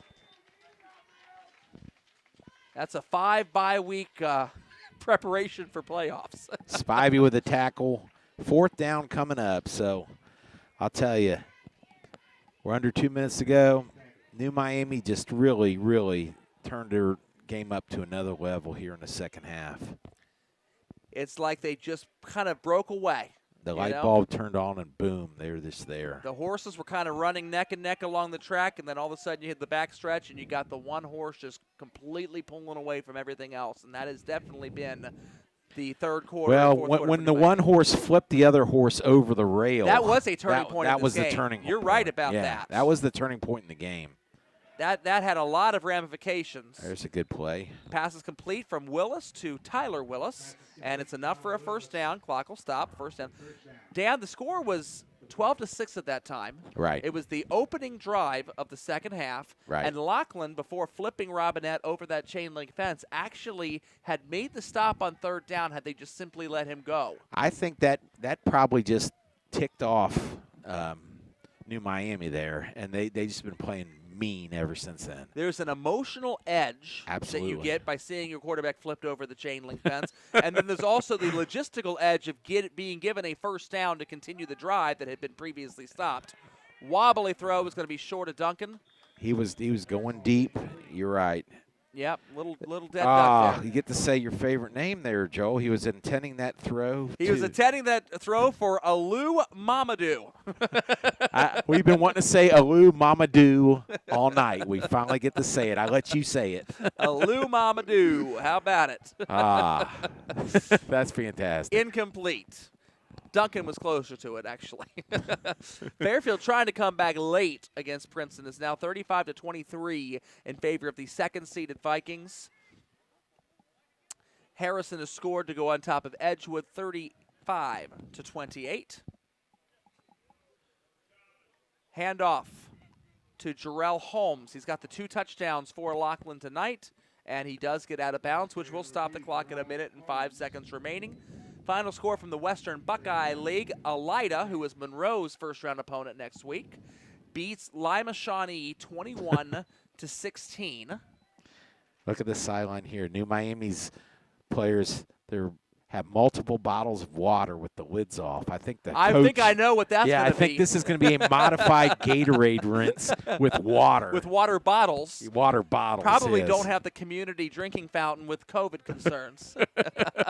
It's pretty funny to watch Oh, my this. goodness. A flag on the play. Of course there is. All right. Because why wouldn't there be? Offsides. What do they say in Harry Potter? Let's end this how we started it, Tom. A first down for the Panthers. Still 1 minute and 5 seconds left to go. New Miami's coach better watch out here. He's going to get drenched with some water. That's right. I hope our cameraman could see that. I hope he gets it too. Willis, slant pattern. Nice.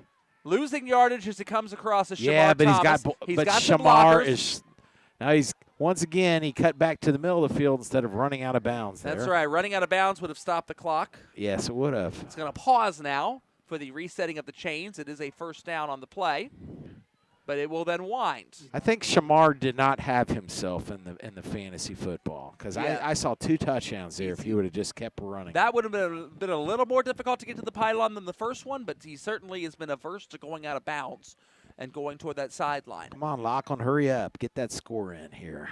35 seconds remaining here in the fourth quarter. I don't know why I'm telling you this because you can see it right there on the screen. That's okay. We're not. This is our first game with a clock on the screen. And television. This is great.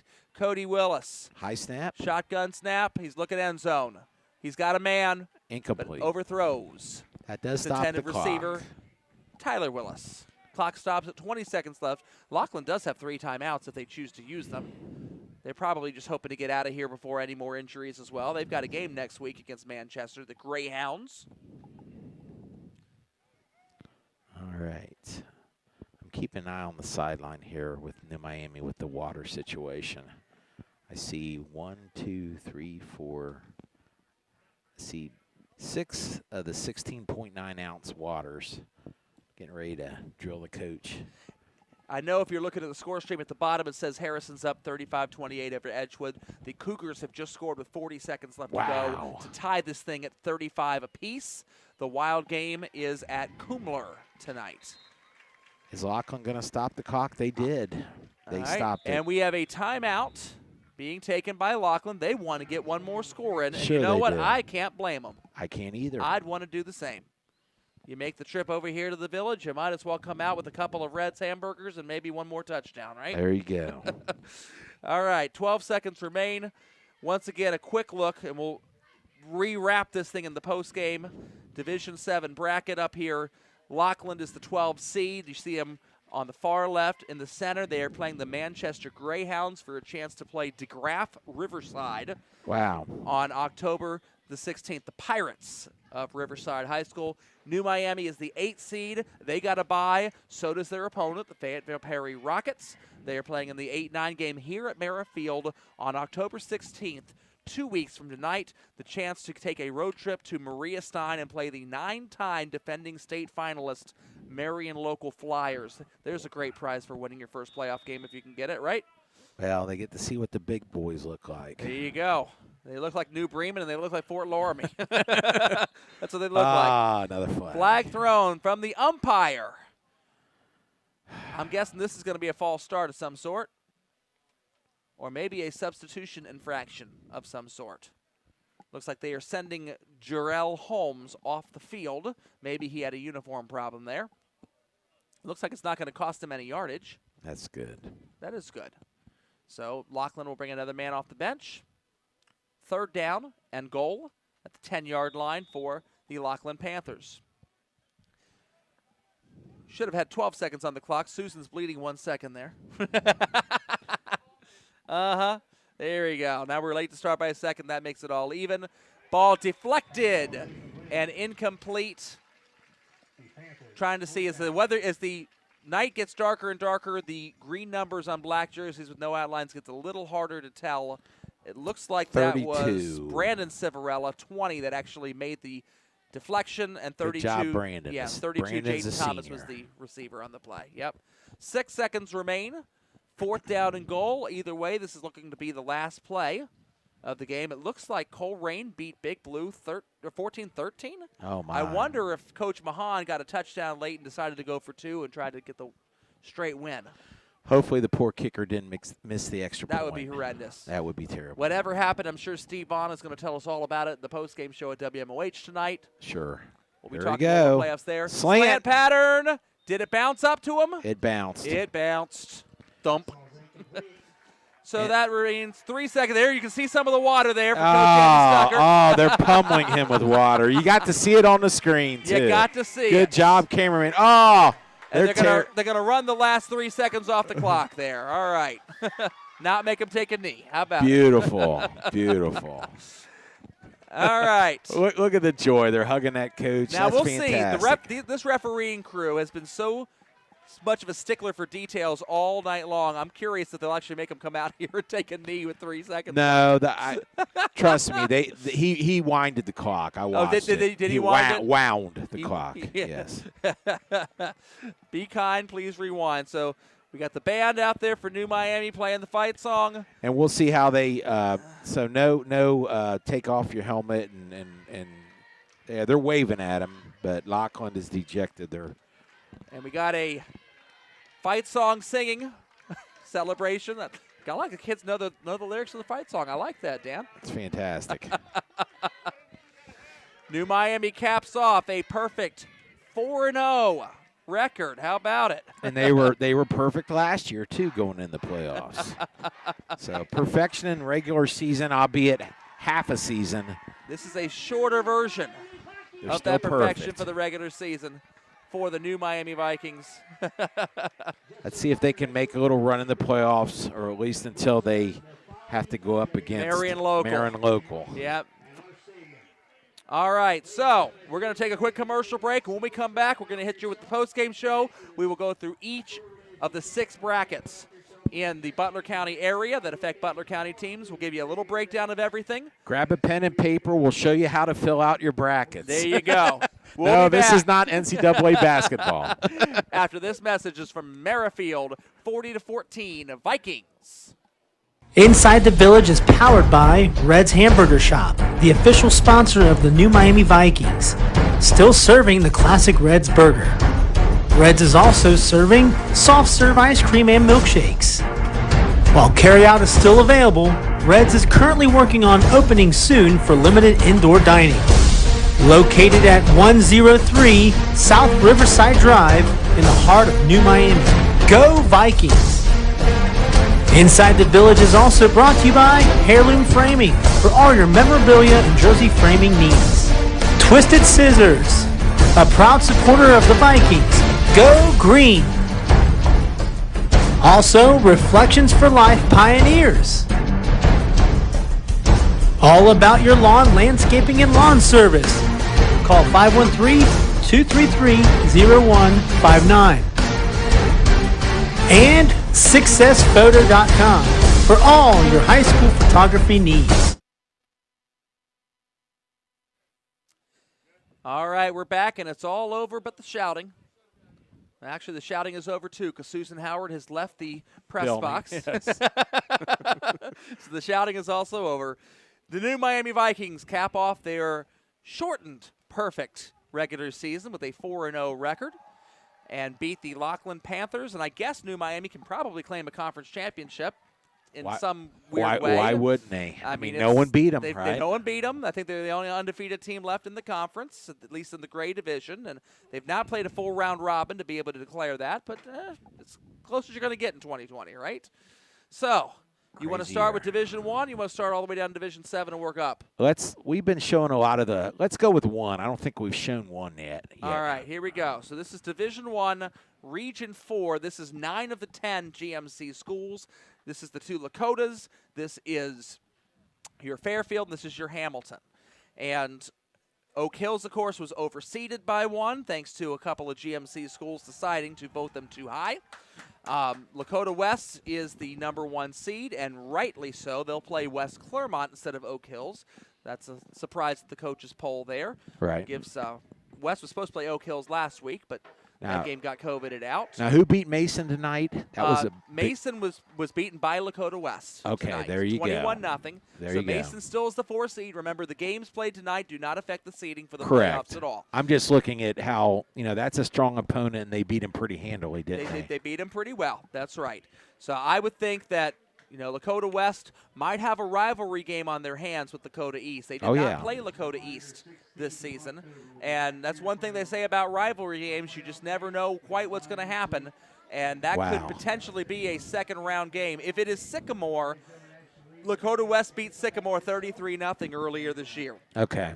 So the only real hazard in the first 2 rounds for Lakota West is if Lakota East ends up playing the rival card against them. Mason and Coleraine are going to be pretty solid 4-5 matchup if they can win their first games. They shouldn't have a whole lot of problem. Mason does tend to play defensive games, so that gives Lebanon maybe the shot at an upset. The lower score in the game is, the better chance you have there. Right. Princeton will have Oak Hills. Elder is going to get Fairfield. Fairfield, I believe, was one of those schools that ranked Elder too low. Okay. And by ranking Elder too low, Fairfield, you put them in your own path. This is the way that it works, Yes. This is what happens. But so be it. This is the way that it goes. So looking at that, any upsets that you want to call there? Any of them, throw one out there. Oh, it looks like whoever was our cameraman just unplugged our camera upstairs. All right, that's fine. We got the background gone now. Any upsets that I'd like to call there, as far as the first round goes? Sure. I like chalk.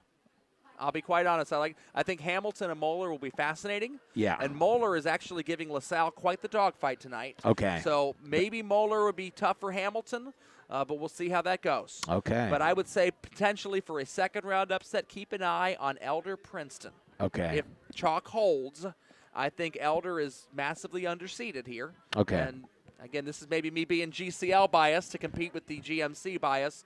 But when you put 9 of these 16 schools in the same conference, you can't be too overly shocked when they start voting for each other in weird and inconspicuous ways. Okay. The one GMC school that is missing from this region is the Middletown Middies. Middletown will get to go to Region 2 instead, thanks to those 2 Columbus schools dropping out. Middletown ended up getting voted over Beaver Creek, and unanimously over Beaver Creek. Middletown has not won a game. Beaver Creek has not won a game. And there's a lot of Beaver Creek's fellow conference mates in this conference, and I guess they know Beaver Creek must be really bad. And they don't know Middletown. And they don't know Middletown, so they're erring on the side of caution. that makes sense. And they must not have looked at Joe Idle's site either. Well, Joe Idle's site's not going to tell you anything because when you have 2 winless teams, guess how many Harbin points they both have? That'd be 0. Exactly. Yes. So Middletown gets the 15 seed there. They will get to play Clayton Northmont, who was definitely ranked. Dublin Kaufman was nearly a unanimous number 1 seed in the voting in that. So Clayton Northmont is definitely the 2, and we'll see what happens. It's not going to be as long of a drive, at least for Middletown, That's true. to play the Thunderbolts, and we'll see what they can do against some GWAC competition. Division 2, Region 8. We get into some of these bigger brackets with more teams. This bracket has 25 teams in it. Wow. The Edgewood Cougars are the number 8 seed. They will get Columbus West. The Cowboys have not won a game in a long time. They were 0-10 last year, and they seem to be hanging around there about every year. If Edgewood can beat Columbus West at Coomler, and they'll probably have a running clock for that game, they would get to play against potentially the Troy Trojans in an 8-9 game. I'm going to guess, given your wife's connection to Franklin Heights, you don't expect an upset over there either for the Falcons? No. Well, Franklin Heights, they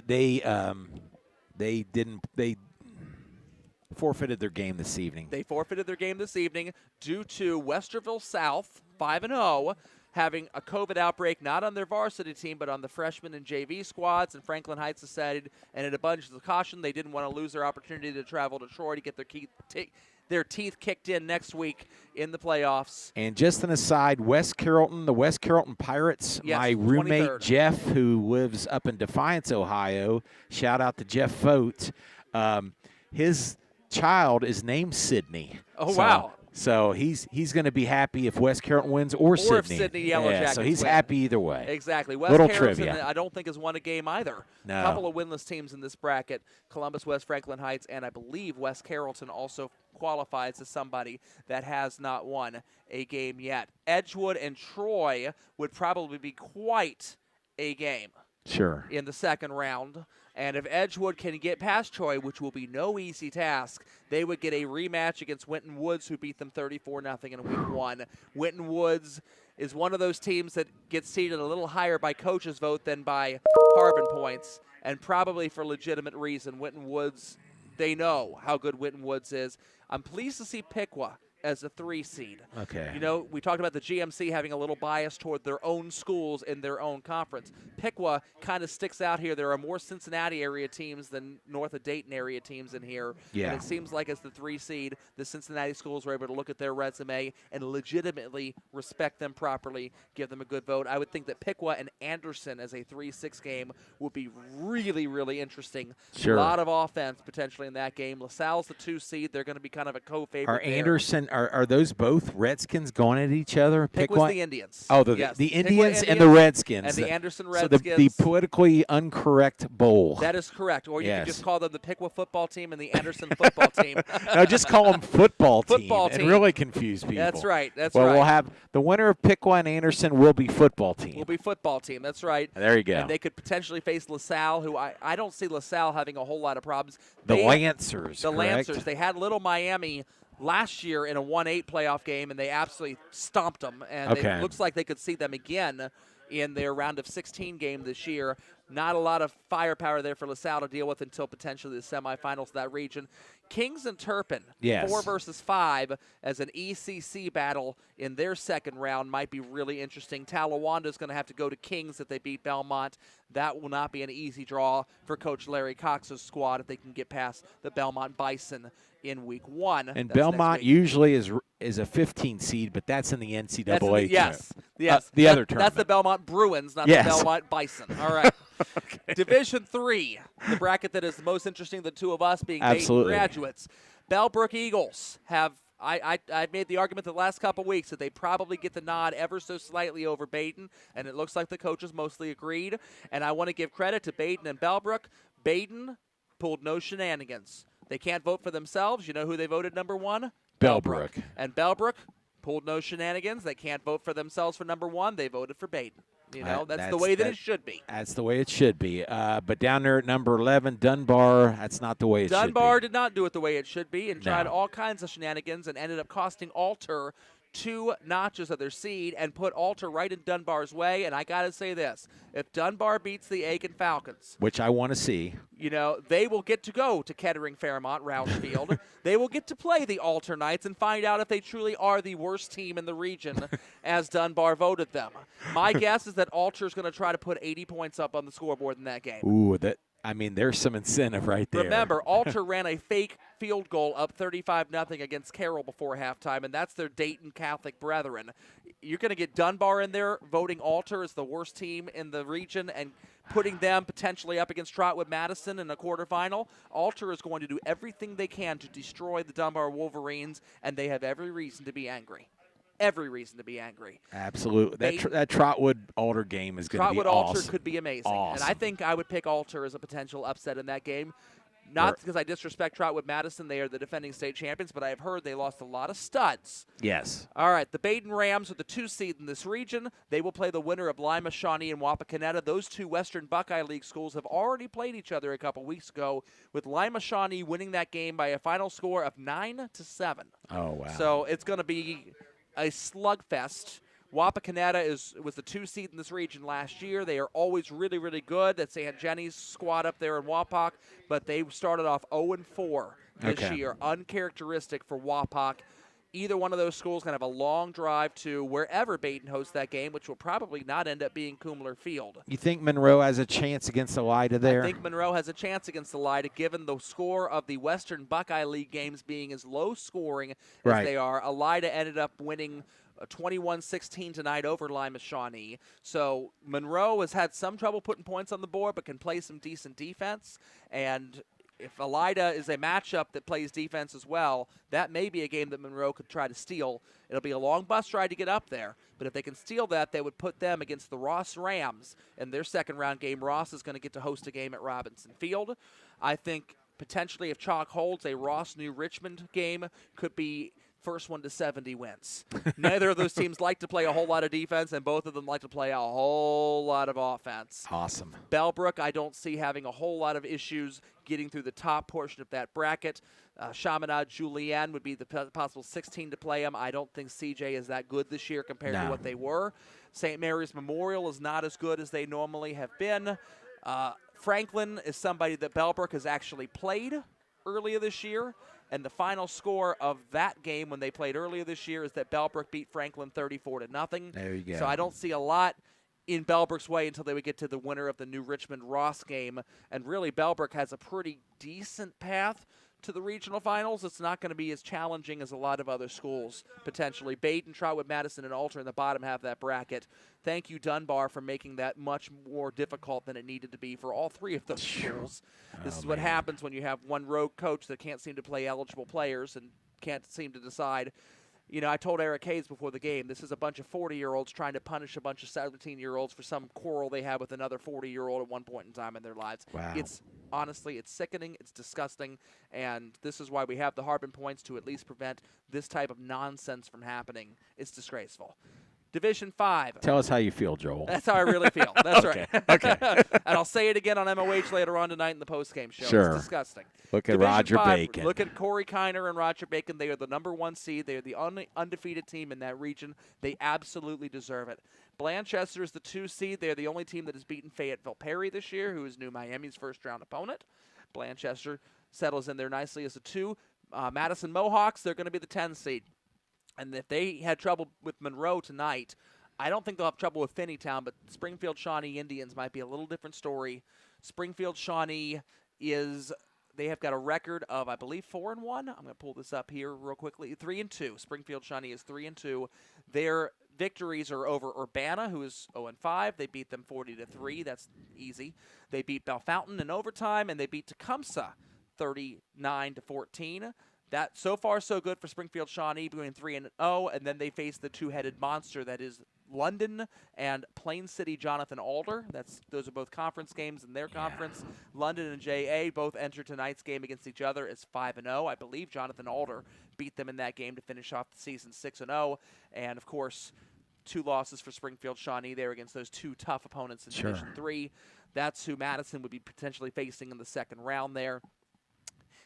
If Madison were to continue to advance, Blanchester would not be easy for them in any way. There are pitfalls really all over this bracket. For Sales is very tough as a 4 seed. CHCA is never a slouch as a 5.